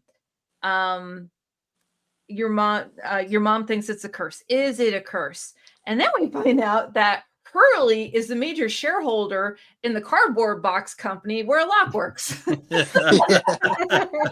is kind of ridiculously funny, but it fits somehow. Hurley, did you like? Sorry, did you like how he came up with the numbers when he got them from that guy? Yeah, he kept repeating. Yeah, yeah. I love that. Yeah. So Hurley believes the numbers are cursed. Okay, the Sawyer's being disturbed. Oh, how about the scene when Sawyer cracked me up as a reader? Sawyer's trying to read the book and like people are making noise trying to do the rap, and he just starts yelling at them because he wants peace so he could read his book. Like, I see myself in there. Yeah. Okay, the guy changing the light bulb when Hurley wants to go and talk to that guy. He has a very familiar face. Does he show up later in the series? I screenshotted it. I don't think so. Because when I tell you, they had the far shot of him wanting to change the light bulb, and Hurley was like, "Don't touch that light bulb." Da, da, da, da. And then they zoomed in on his face for like 3 seconds. I'm like, this means something. This is going to show up later. So I'll send you all the photo and you can let me know. Okay, yeah. Okay. But the guy changing the light bulb where Hurley's trying to find someone. They place a lot of time on his face, and I recognize him. Is he a significant? Does he have a significant part in the show later on? And then I have the numbers, and then when the guy in the mental health institution or wherever said, "You open the box," I just started laughing. Pandora's box. Yes. Hurley finds the agreement that he's looking for from Rousseau about, the numbers are cursed. I just need to know something. Yeah. And the best part was when he gets the battery and relates it to Saeed that, hey, she says, hey. Yeah. Oh, I've got a note about that. He's just so chill. I love him. So chill. Good. It was so good. And then the last shot is the zoom on. I knew it was concrete and all the numbers are there in a row, but I wasn't sure if it was the hatch or not. Right. Is it the hatch? Yeah. Okay. Because we know about the hatch.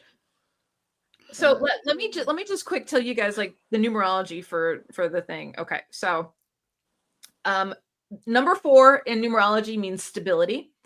Number 8 is ambition. Number 15 it's 1 + 5 = 6, which is transformation. And then 16 is 1 + 6 is 7. 7 is awakening. 23 is 2 + 3, which means 5, and that means change.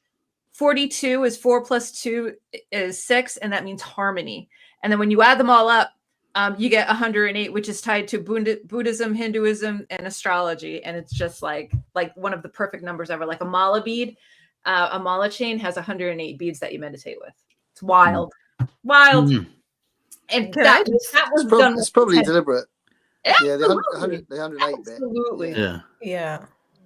Could I just make a quick request could you send us that? Yeah, sure. Cool. Thanks. Yeah. I had no idea. Yeah, that's pretty cool. Yep. You could do like the numerology of your house. Like there's house numerology. So really? Like if your house is like, 1, 2, 4, 5, you add up all the numbers and there's like a core number and it'll tell you what your energy of your house will be centered to. Yeah, I'm woo-woo people. Oh, like your home address number? So now we've got 2 woo-woos, right? We've got a cursed kid and a cursed lottery winner. Yeah. We have a cursed kid, we have a cursed lottery winner, we have a polar bear in the middle of the tropics, and we have some smoke monster that we're not too sure about yet. And a miracle dude. Yeah, and the guy who got his legs back. Yeah. And it's just gonna get better. I'm here to help. That was constant fixing our thing. And Mike, you know you can talk, right? You just got to hit your button when you want to talk. This is also the episode where Jin decides, hey, I'm on my own, so I'm gonna try to, relate to people. Yeah. So he starts helping with the raft again. Yeah. Yeah. It's his Yeah. boat. The Yeah. boat. Mhm. Yeah. Yeah. He learned that word. Yeah. Boat. Yeah. He's learning on the island, isn't he? Yeah. As opposed to the sun. Mhm. Can I just say, Mike, by the way, just interrupt me if you want. But I do think, genuinely, I think the editing in the flashbacks is so brilliant because it's a really funny episode. And it's because every Yeah. minute something else goes wrong. It's just like, it's like he says he does this big speech to the press about how much he loves his uncle. His uncle has a heart attack, and then it cuts to something else. And it's just like that. It's just so brilliant and so funny and ridiculous. But that's the whole point. That's why he says they're cursed, because he can't believe what's happening. So it is ridiculous and funny, and it's the perfect thing to go with Hurley's personality. I don't think we'd want him to have a really heartbreaking backstory. Do you know what I mean? Right. It's quite a fun backstory, isn't it? In a way, I know he's getting stressed by it, and his mental health issues in there and stuff like that. But it's also quite funny, and I think that works because we don't want Hurley to be like beaten up and really. We don't want him to be. Everybody else is a little bit of a bad guy from their own volition. You know what I mean? Mhm. And he's not. He's got a bad piece to him, right? Bad things happen around him, but he's innocent. It just happened to him, right? Right. And then when Charlie wants, he's like, dude, I just want you to be real with me. Just tell me something, blah, blah, blah. And then he's like, before I can hear it, I'm worth 185 million. And he's like, just ask you to tell me something. And then I'm like, poor Hurley, man. Nobody believes he could be a millionaire. Told him the truth. He also makes a massive speech. I think it might be when, it's just before Danielle Russo tells him her perspective on it. He's trying to get something out of her, and he goes on about a pissed off giraffe. So the whole speech is really funny. It's brilliant, and it's just sort of the way that he's just spurting out these frustrations, And I can't even remember what the pissed off giraffe bit is, but I wrote down pissed off giraffe. I think it might be I think that's what he's talking about. The smoke monster is maybe.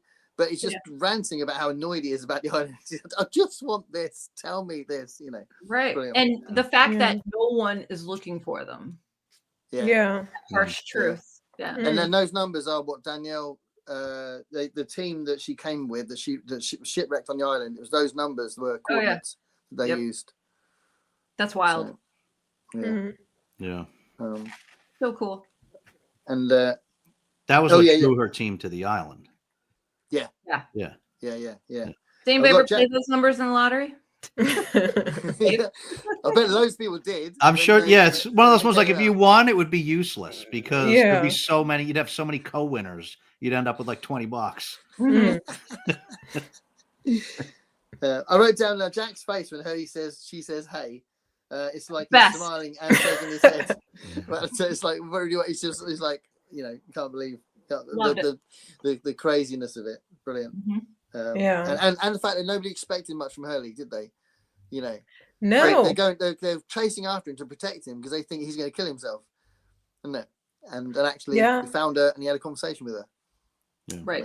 I thought that was pretty telling too when Jack and Saeed and then Hurley and Charlie got separated. Just the dynamic between the two was pretty telling of how Charlie and Hurley were just there because I don't know, they're more friendly and they're on a mission to do something, and it's just more lighthearted. Whereas Jack and Saeed are like, oh man, they're gonna die out there if we don't help them, and it was almost kind of egotistical a little bit. And Jack shouted, "Stay there!" And then he looked at him and went, "Screw that! I'm carrying on." They were being like dads out there, like Charlie's dialogue was really good. I bet you Dominic Monaghan created some of that dialogue because it was very English what he was saying, and it's written by Americans. So I bet you when he was saying "you're talking like a nutter," I bet you that was him sort of tweaking the dialogue a bit. So that was really cool. And he's got Hobbit experience. Of course, he's going to go on an adventure. Every time Charlie runs, that's all I see. That's all I see. It's like the Hobbit's running. You're expecting a big troll or something to something. Something, please. Something. Sawyer calls Walt short round at one point. Really? That's funny. Yeah. Oh So my should we get gosh. some opinions from Mike because he's deliberately staying quiet now? Yeah. Don't talk.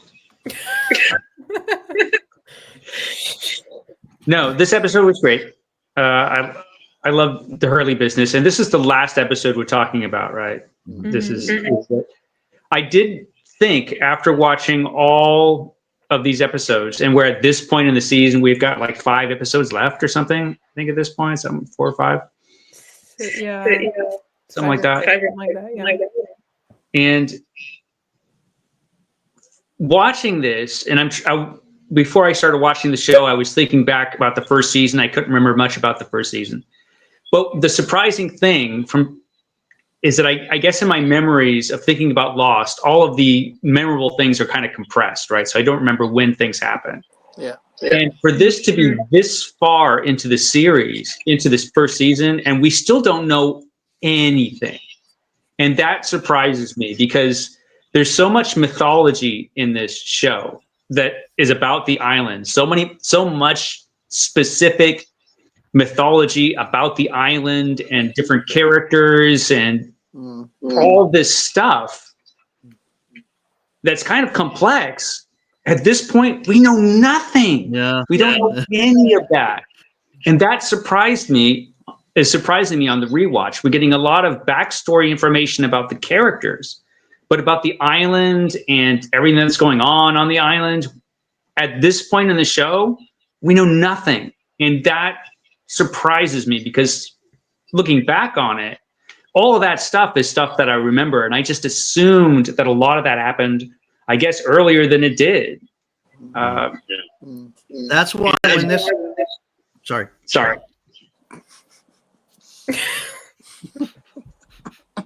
I was sorry, Mike. After you. No, after you.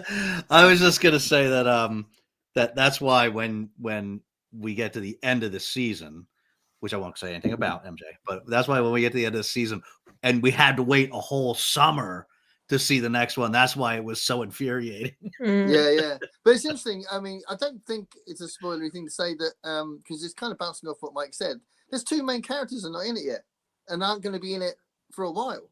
2 like massively important characters. And that's something that I forgot. You know, I was like, oh, they must be in it in a minute. And they're not at all. And it's so weird, you know. And like, you know, you remember things in a different order.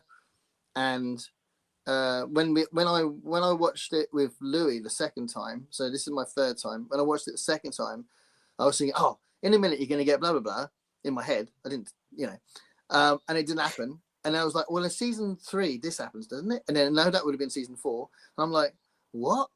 So yeah, it's so weird the way we remember things, you know. Yeah.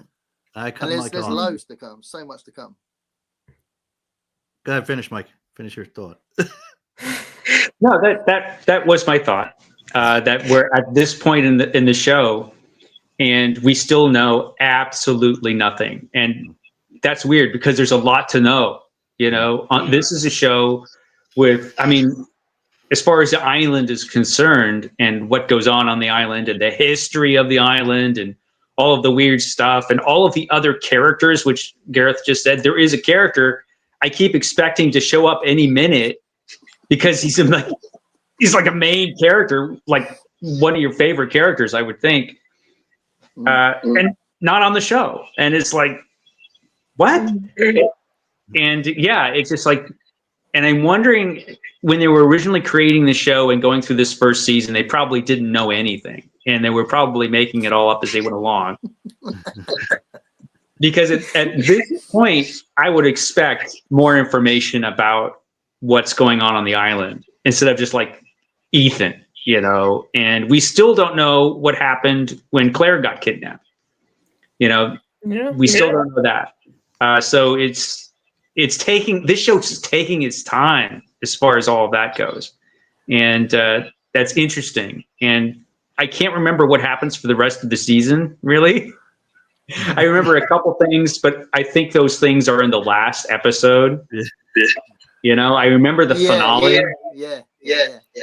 But yeah, leading from here on, I don't remember much about what happens. It'll be interesting. That's all I have to say. I'll shut up. It's so bad you got to do that. There's a 4-word line in the finale that I can't wait to see again. That it's just like, oh my god! In the last episode of this season, and it all kind of becomes like you said, Dave. You desperately want to watch the second season when the first season ends, and we haven't got that weight to worry about because we'll be watching 3 episodes the following week, which is nice. But I will say though, I don't know how you guys feel about this, but TV has lost something in the lack of anticipation. We were frustrated we had to wait all summer, but how cool was it that we all talked about it? We go, it's going to be on next week. I've been waiting for months for this. And there's that element of TV that now we can just binge it, and literally when we watched it the second time, we watched it the whole thing in the space of about 3 weeks. That's great, but there's a negative side to it as well, I think, because you don't have that anticipation. You don't have a cliffhanger. Doesn't really matter anymore because the cliffhanger is solved literally 10 minutes later. So there are some big cliffhangers, but they won't be cliffhangers to us. Yeah, well, this show it even happened on a weekly basis, because I used to be when this was on, I was at a bigger office with a lot more people, and every week, like the emails would start going around, and who thinks? What do people think of this? What do people think of that? We'd be talking about it for a week until the next episode came. So Constance said episode 18 was the only one she remembered from her first watch. It's a good one. It is so memorable. Yeah, this episode makes. I think Mike said that. Didn't you say that as well, Mike? Just nod.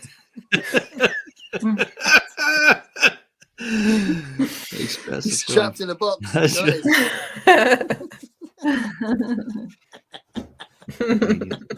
Yeah. He's in a hatch. Sorry, Mike. That's what's in that hatch. It's Mike.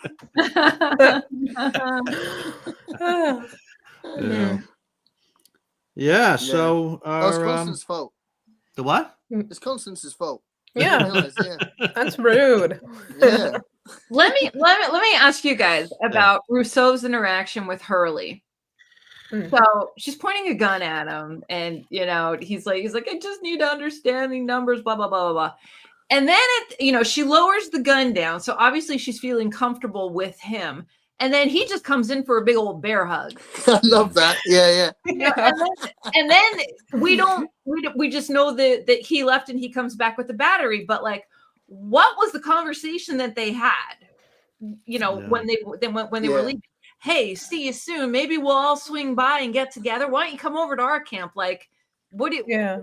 Like what do you think would happen? I think that she says, "Hey." Yeah. She would say, "Hey." Do you know what I mean? She's really intense, isn't she? So she would have said something about knowing Saeed or something, but it wouldn't have been "Hey." But it's Hurley's way of saying it. Do you know what I mean? Yeah. So I think they had a conversation that would have been consistent with where they've been. Send greetings and salutations to the man. Probably something like tell Saeed I hope his friends don't get sick or something like that. Yeah. Right. It would have been through gritted teeth because she's so intense all the time. Yeah. Say hello.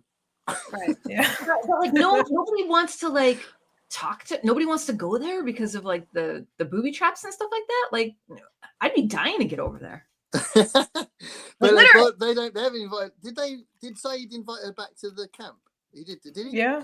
I think he did. And she said no, and she said she didn't want to, because she's been institutionalized, hasn't she? She's been there too long on her own. So Yeah, I don't think she trusts.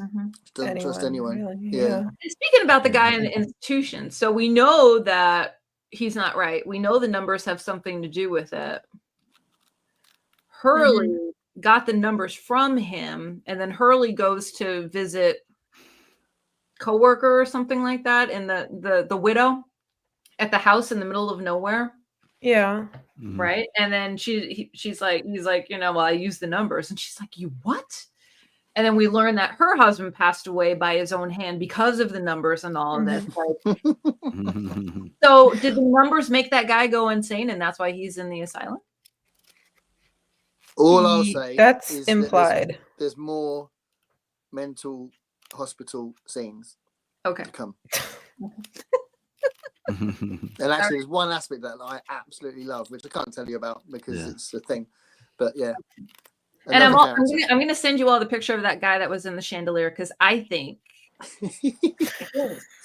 somebody, the person that you're all talking about. It might be someone that's been really famous afterwards, because obviously sometimes you Maybe. get someone with a bit part and then they have a bigger part in another show. Nah. The camera lens was on him for way too long. Way too long. There's some significance to it. Okay. All right, you've piqued my interest. There you go. After the show. Yeah. I mean, I'm sure. Yeah, go ahead. No, go on. No, I was just going to say, I'm sure some of the actors got reused for some of the small parts. The actors got reused for different things, but that would have nothing to do with the camera focusing in on. Yeah. So I don't know. Something with it. I don't know. I wanted to ask MJ. Go on. Oh no, I think the show is detail oriented enough to not reuse tiny characters. Yeah. Yeah. I don't know. We'll see. And we know they love a good Easter egg. Yeah. We know that. Yeah. They like to play around with having other characters in the background of flashback scenes. They do that a lot. But I wanted to ask MJ because we've all seen it, so we know what's coming, and we know we could see some of what was coming, even though we've all forgotten bits. Although I'm not sure if Celeste, have you? Is it all really like clear in your mind? I remember everything. Right. But for you, I'm sure there's some details, but yeah. So I wanted to ask MJ: how has the journey been? Has it been something that because you were pretty gripped from the start, weren't you? Because you were really into it in the first chat, where you were like, "Yeah, I'm getting into this." Oh, yeah. Have you changed your definition of what the actual show is through watching it? As it's got a little bit more woo and stuff. There's more than I expected, and it's validation that my husband would hate it. He would hate this show. Absolutely hate it. Yeah, he needs a show that's based in reality. He needs something like a nonfiction type show. This would drive him absolutely insane. So he wouldn't mind if it was just an island and they were surviving, and then they get rescued later. So it's all something like that. Weird stuff. As soon as the polar bear showed up, I said, "Nope, this is not not for him. Not for him. This is all me." And when all that stuff keeps happening, I'm like, "Yeah, this is my kind of show." Can I ask everyone else on the rewatch? Has it changed how you felt about it from the other time you watched it? Let's go to Mike first. Mike, go ahead. I will turn my mic on. This is pretty much the show I remember because I remember it being really, really good. It's probably in some ways better than I remember it being because it's a different experience. It was a different experience watching it for the first time. For one thing, this kind of show was never on television before. This was a new kind of show at the time. And it's influenced everything afterwards. So it's different watching it now after we've watched a million shows that have been influenced by this show. And so it was a much more unique thing watching it the first time. And you literally had no idea where it was going or, what was going to happen or what the island was. I mean, everything was a mystery. And now watching it, I know everything that's going to happen. I just don't remember exactly when it happened. And there are a lot of details that I don't remember. I mean, there are whole episodes that I have forgot about until I'm rewatching it now. And that's interesting. But the show really holds up, as a good show. The characters are great.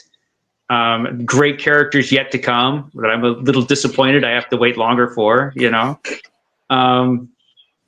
But the quality of the show overall is really, really good. There's some TV tropiness, that happens now and again. Boone and his sister, that whole thing.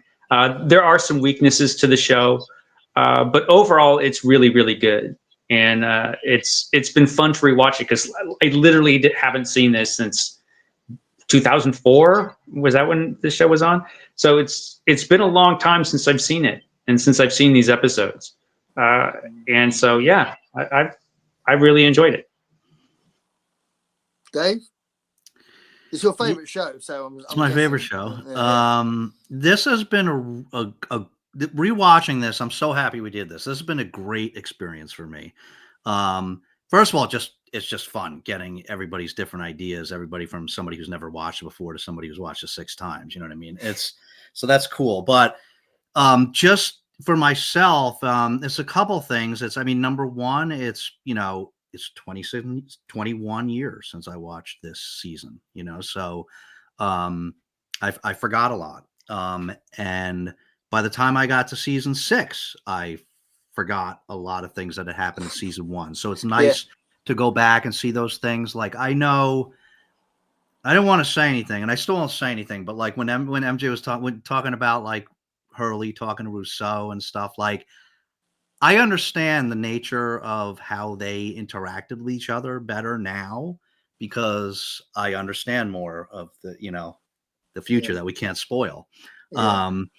But so it's neat to go back and watch those episodes after I've seen the later ones. But I think the biggest thing for me, actually, and to tie it, because we all have BookTube channels, so to tie it back to BookTube, like, I was never, historically, I've not been a very, this one way that BookTube has changed me for the better a lot is historically in my life, I was never a very deep thinker about the things that I read or the things that I watched. And BookTube has totally changed that for me, because when I started to talk about the things I read, I started to think about them a lot more deeply. And I started to think about subtext and symbolism a lot more, and patterns and stuff. And so now I do that with the things that I watch as well. So when watching this show, I watch it at first time was a much more superficial level, and I think a lot more now going through it again about the connections and what kind of patterns I'm seeing and the meaning of stuff, so it's been really good for that reason too. So I'm loving it. Do you think the foresight of knowing what is to come is also affecting how you're watching it? Yeah, for sure. Sure. Yeah. Yeah, that's affecting me, definitely. Yeah. It's also screwing me up because I'm expecting, like Mike said, I'm expecting things that aren't happening. So when's this going to happen? So this is your 3rd time. Yeah, 3rd time. And how does it? The 2nd time was quite recent. And so how does it compare to even your 2nd time, let's say? What is it like watching? One of the big things is I'm watching it with you guys, and the first time I watched it with my wife, and she's more, she would have been quite talked a lot about the characters and not so much about the Easter eggs and the weird stuff. We kind of had the same favorites of characters. She loved Saeed and she hated Sawyer, and she my daughter absolutely hates Kate, which is hilarious, but we quite like Kate, and she loved the Jin and Sun thing, so we kind of shared the same opinions quite often with the characters, but that's what she was kind of looking at a lot when she was watching it. Now with you guys, I'm seeing patterns, like you said, and things that reference things to come and stuff as well. Which is really interesting. Yeah. What about good? Yeah, I think it's really fun for me too, because I also have no one else in my life who likes woo-woo kind of things. So all the other times I watched it was alone. So this is actually a lot of fun for me to have anyone to talk to about it. But I'm also noticing little details too. I mean, it's so Easter egg focused, like you said, MJ. So it's a lot of fun. But I do like it as much as I did before. Yeah. Which is great. Go on, Mike was going to say something. Yeah, I'm just going to pop in 1 second. I think one thing is that in the rewatch, when I first watched this, thinking back on the show, I remember the last few years of it better than I remember the first few years, which makes sense. So I remember how everything ended up and where all the characters ended up better than I remember how they started off. And so it's fun to rewatch it, particularly with characters that end up being very important. And they're the predictable characters that even from the start of a show, okay, you know who's going to probably be the most important characters on the show. Jack obviously is the hero, and so you know he's going to end up being very important, but you don't know what his journey is going to be at the start of the show and where he's going to end up, which was kind of, I think, unexpected. I think if you just know Jack from this point on the show, you wouldn't necessarily think that he would reach the point that he reaches at the end, you know? And there's John Locke, who ends up being one of the most important characters on the show. I wouldn't say he's the most important, but he's essential to the show. And part of the thing is he's obsessed, he's manipulative, but he believes he's right the whole time, right?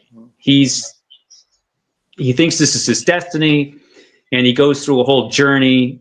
And the question is, as you're going along in the show, is Locke right about what he believes the island is and what he believes his place on the island is? Those are two different things.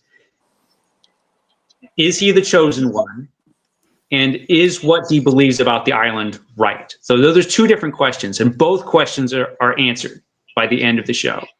Yeah. And at this point, and through years, literally, of the show, you don't know if he's right or wrong about the island, and if he's right or wrong about himself. Is he the chosen one? You know, basically.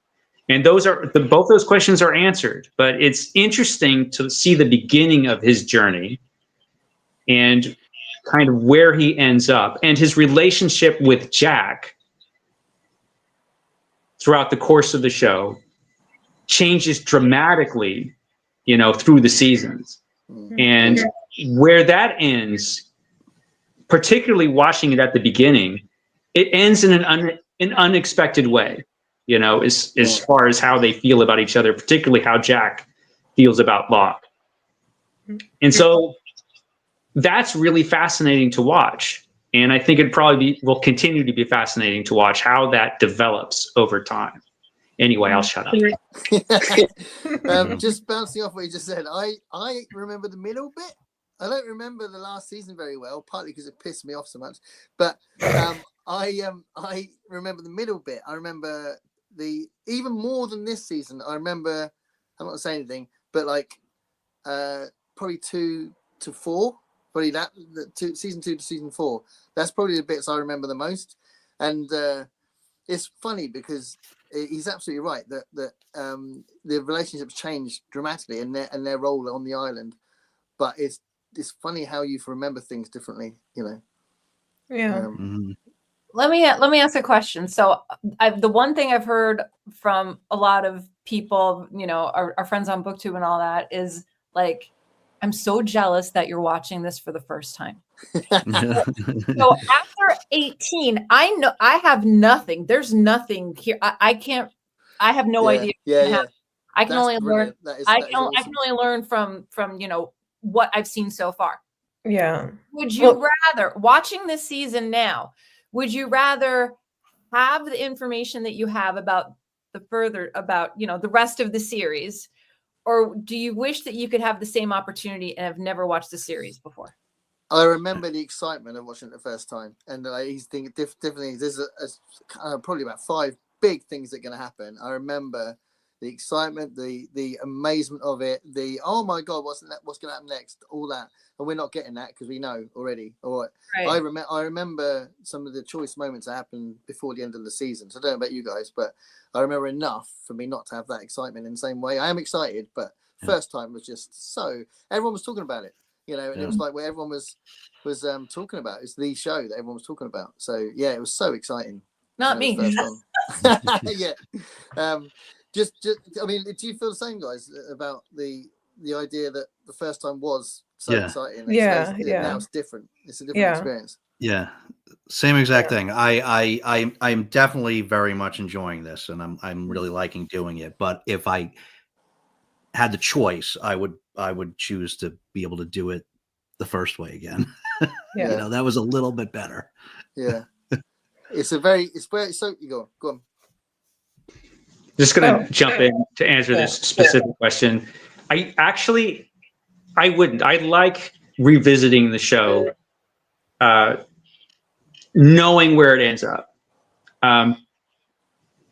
It's interesting to watch how it happens because it happened so long ago for me.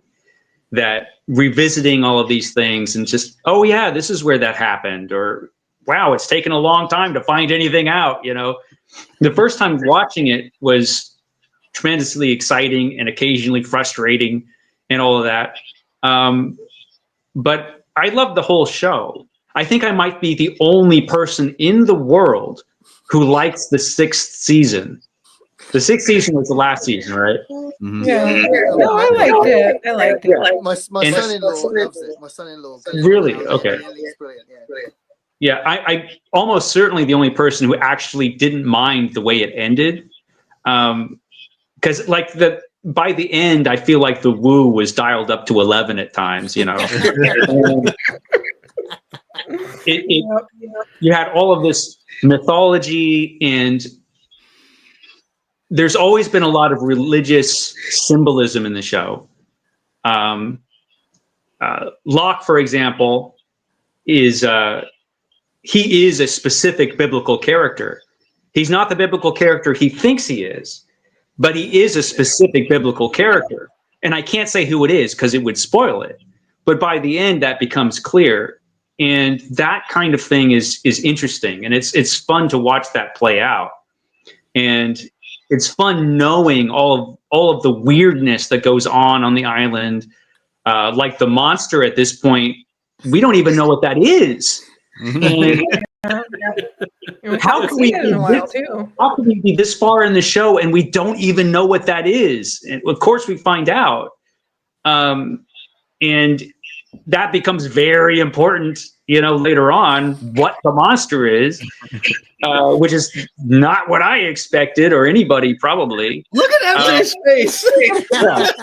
And so it's fun to watch that. I'm having a very great time watching it play out when I know how it ends. So that's all I have to say. Yeah, that's good. Yeah, I've got a feeling that watching it with you guys is going to change my opinion about the last season.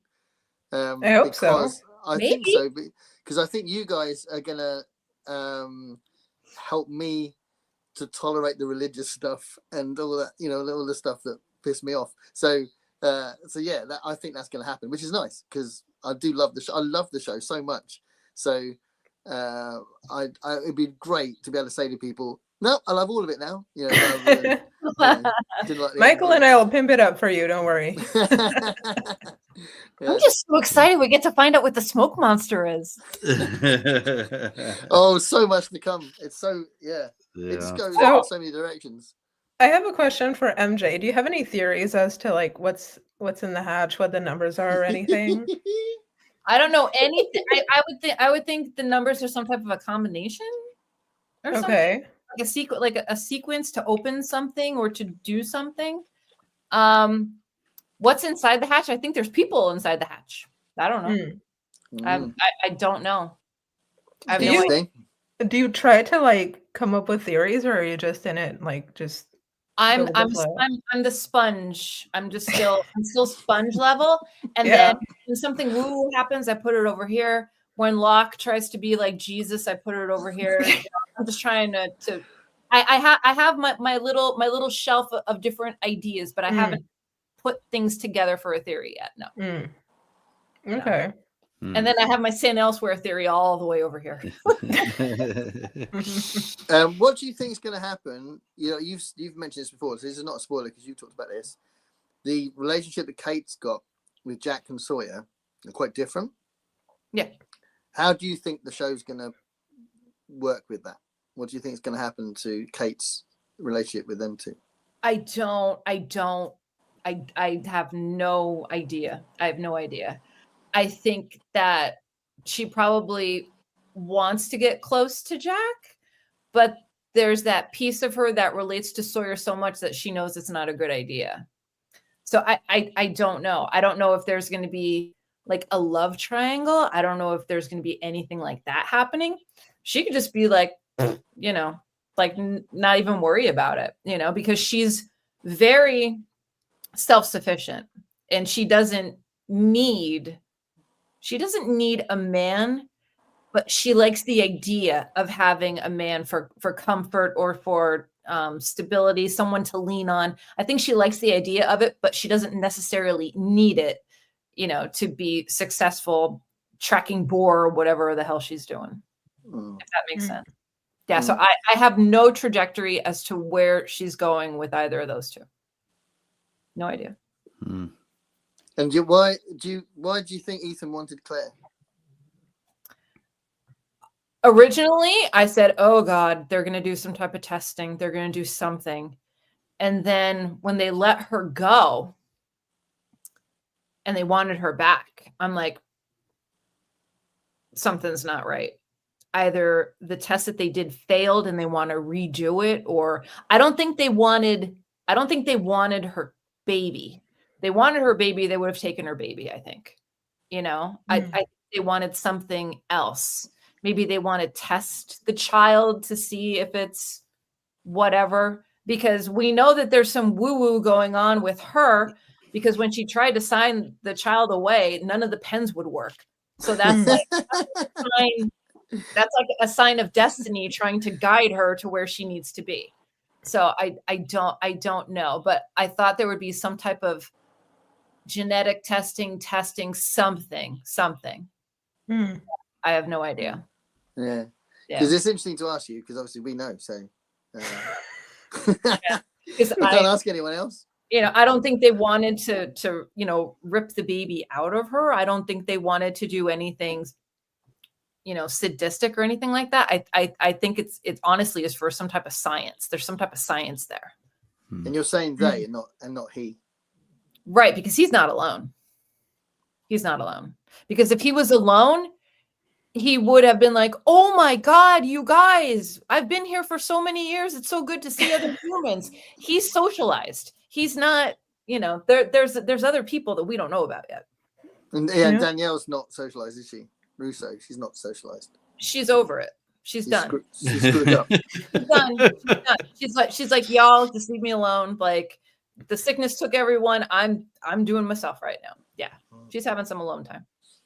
You know, one thing I've wondered about Russo, and I genuinely, I don't know if this gets answered or not, but she is French, right? But she's speaking in English. And so I can't help but think, if you're alone on an island for 16 years, when you talk to yourself in your native language, but she speaks English so well. So I'm wondering. I think that's for us.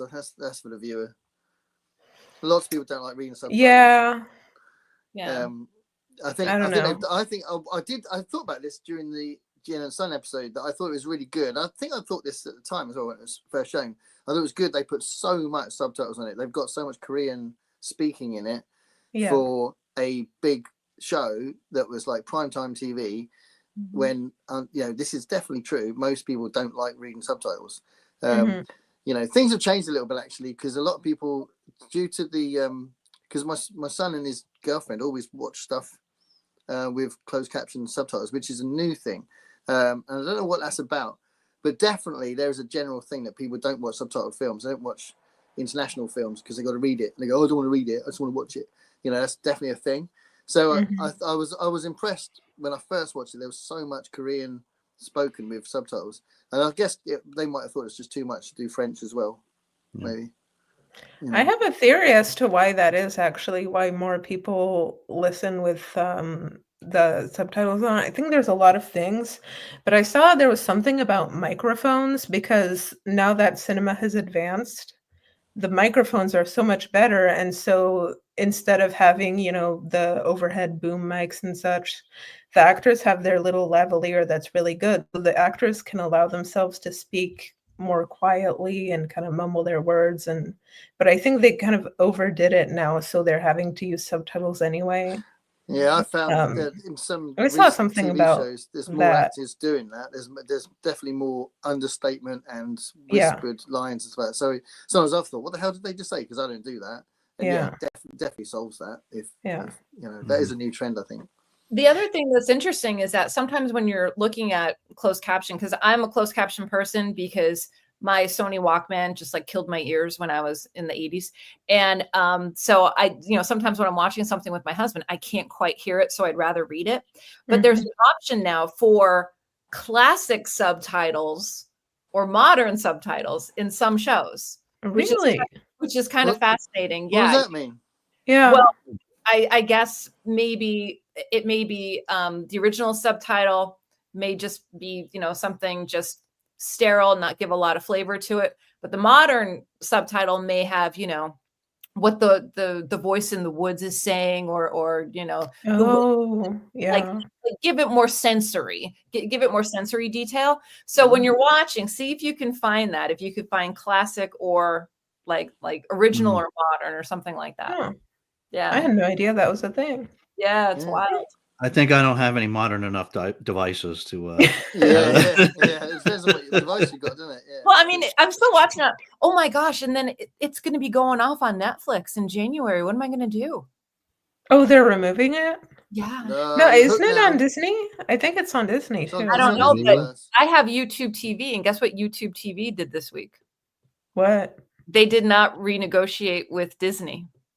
So we don't get ABC, which is one of our major networks. We don't get ESPN, any of the ESPNs. My husband is having like a fit. Yeah, because they're in contract negotiations. Disney wants so much, YouTube wants so much, and they can't agree. So they took all Disney related channels away from us. Bring back the DVDs. That's all I got to say. I've actually been looking to see if I can find them. Yeah. Get one of the DVDs. Yeah, I nearly bought the DVDs yesterday because I went downtown and there's a shop in our way called CEX, and they're like a secondhand shop. They're in a lot of the big town centers, so it's like a souped up secondhand thing where they have things incredibly cheap, and they buy like a box set of Lost for like £1 off the customer that's selling it to them, and they'll sell it really cheap. So I saw most of the Lost stuff. The last season wasn't there, and the second half of the first season. But if the second half of the first season, I was going to buy the first couple of seasons because of the commentaries and like there's some of the you can get bloopers on YouTube. Once we finish the whole season, we should watch season 1 bloopers. But I love bloopers.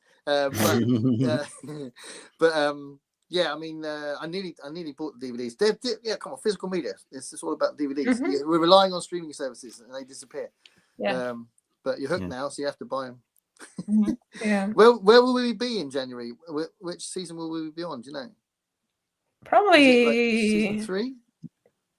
2. What do we have? So 3. 25 episodes. No, we'll still be in 2. Season 1. We'll be in 2. We'll be in 2. Probably in the second one. Yeah. I mean, what I could do, I can probably torrent some episodes and then send them to you by like Google Drive or something, and then you can. You can't do that. You can't do that. It's fine. And then you can buy the later seasons, if it's like the last few episodes of season 2 or something. I'll keep an eye out to see if there's like not a streaming, but like a downloadable something or other. But honestly, like I'm gonna go check like my local Salvation Armies and charity shops. If I can find it. It's old now, so they'll be right. Probably. We'll have it. So. Yeah. I found my box set on a secondhand shop. So yeah, and that's an awesome box set. It is. It's really nice. It looks really good. Yeah. Yeah. Got a couple of comments from Constance here. Hey. Maybe she said nothing and Hurley was just being witty. That's a really good idea. Yeah. That's entirely possible. She said, "Hey, it's such a brilliant moment." Yeah. Michael's really good at not spoiling. There you go, Michael. I wonder if her baby was dead after the crash and Woo Woo made it revive. Jump in the room. Huh? She shouldn't have. Yeah, that's true. So it's true. I mean, if you think about it, when she in the first episode when they crashed, she wasn't wet, so she didn't fall in the water. So she must have landed on dry land. Wow, that's either she cracked her back or the baby. That's what happens when you're on round 7, Gareth. Yeah. Notice that sort of thing. Who's wet? Whose clothes are wet? You're going to have to watch this another 5 times before you get it. All the stewardesses died, didn't they? sad. Isn't it? Yeah. None of them are stewardesses. Yeah. Were there any Okay, stewardesses? let's just There stop must have talking. been some Stop stewardesses. talking. The pilots died. though. Yeah, the pilots died. We saw Yeah. that. Yeah. Who was J.J. Abrams' favorite actor? He's in every single thing that J.J. Abrams does. That actor Yeah. played the pilot. Yeah. Mhm. He even had a bit part in the Star Wars. Oh, that's the guy from Heroes, right? Yeah, Yeah, yeah, yeah. Heroes. Yeah. Yeah. Oh. Yeah. Which- I think he which was in J.J. Abrams 45 also- too with Matthew Fox, I think. Mm. Oh, was he? Mm. Yeah. He's been around. He was brilliant in Heroes. He's the one that could Yeah. read people's minds, wasn't Yeah. he? Yeah. That was a good show. Mm. The first Yeah, he season was was good. good. Second season was like, what the hell? Yeah. Yeah. Yeah. But the first season was absolutely brilliant. It I mean, it was. wasn't just good, It it was was. amazing. Yeah. Save the cheerleader, save the world. But anyway, back to Lost. So Well, I we're think- Covered Yeah, all go the episodes, right? we covered all the episodes. Yeah. Any? Really well. Yeah, I was worried that we wouldn't be able to get through it all, but we did. Yeah. Yeah. It's nice to do it with potentially having people like Constance and Heidi talking to us as well. It's really good. Yeah. Yeah, it was fun. Yeah. Any other? Shame for Mike.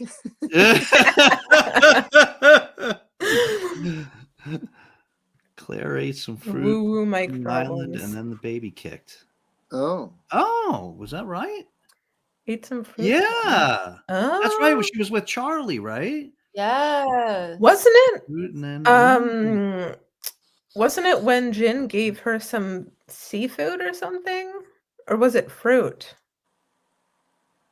I don't know. Yeah, Because I remember there was a scene, where she was with Jin and then the baby kicks and she's like, see, feel it, put your hand or something. And then he's really uncomfortable and she like grabs his Oh, hand you're and right, she's you're like, right. feel it. Mhm. Feel my it. baby. Yeah. Or maybe it was fruit. I don't know. Don't know. Well, any other thoughts on the first half of the season so far? No, now my head's Um, with all different things. Yeah, your gears are really turning there. Yeah. Just fruit. Yeah. Yeah. All right. It's funny though, because now when I watch movies, I always think, oh, it's that actor from Lost. So it's like Lost is the reference show Yeah. from where people are. Yeah. Yeah. Mm. I think I saw an interview with Evangeline Lilly where the interviewer said, "Do people still reference Lost?" And she said, "I'm always going to be Kate from Lost. Doesn't matter what happens." And Yeah. you know, it was good for her because Yeah. it was her first role, wasn't it? I think. First Yeah. Oh, there's acting role. Olive. Yeah, you got anything to say about Lost? She got something to say. Oh yeah, she did. Oh, he It's shows like- up again. She's like, I love Lost because it leads to me having a lot of popcorn, right? Isn't that right? I shouldn't have said that word. Now I got to go make some. You could have one of these instead. So by the time we meet up again, we will be another 3 episodes in. So that's 21, and there's 25 in the series, isn't there? In the season. I think so. So Yeah. we're getting. So we should probably do the last. So we'll have the next 3, and then probably the next batch should probably be the last 4, shouldn't they? Mm-hmm. That would make Is that more what- sense. Yeah. Yeah, because otherwise it'd be like one dangling thing. Plus, it might be a thing as well where the finale is 2 episodes anyway. I think I think leads it on, is. doesn't it? Oh, okay. I think every single season finale is 2 parts. Actually. Yeah. Yeah. So yeah, we'll meet up after the next 3, and then we'll finish the season with the next Yeah. one. Sounds like a plan. Still fun.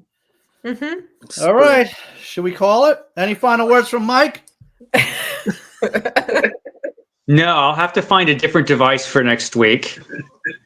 I'm using this cheap old Kindle Fire, so obviously it's crap. So. Amazon, man, you know. But no, awesome episodes, having a great time, and I will catch you next time. Yeah, brilliant. Cool. I was going to All say right. something before that happened. What was it? Oh, sorry. No. It wouldn't have been particularly poignant. Okay. Yeah, what he said. What he said. All right, Yeah. so we'll back to pretty much the same schedule then. We will all pre-record next weekend and the next 3 episodes, and then look for that next week. Yeah, and if you're watching this on the rerun, leave a comment down below about anything you want to talk about, Mhm. about the episodes that we chatted about. And we've Yeah. only just started as well. So, like as Mike said, there's lots more to come. So, Yeah. if you want to catch up, you can binge it like everybody else does nowadays, and then do it the way we're doing it once you're caught up with us. That'd be great. Yeah. Yeah. Yeah, and thanks to Constance and everybody Yeah. else that's doing it with us. There are also other people that haven't seen the chat today, but that have been leaving comments on our pre-recorded things. So for everybody that's joined us, thanks. It's nice to have people along and hear your comments as well. Mm. Definitely. Yeah. Thanks, Constance. Okay. All right. We'll see you all next time. Happy watching. Bye. Bye. Bye. Wait, whoops.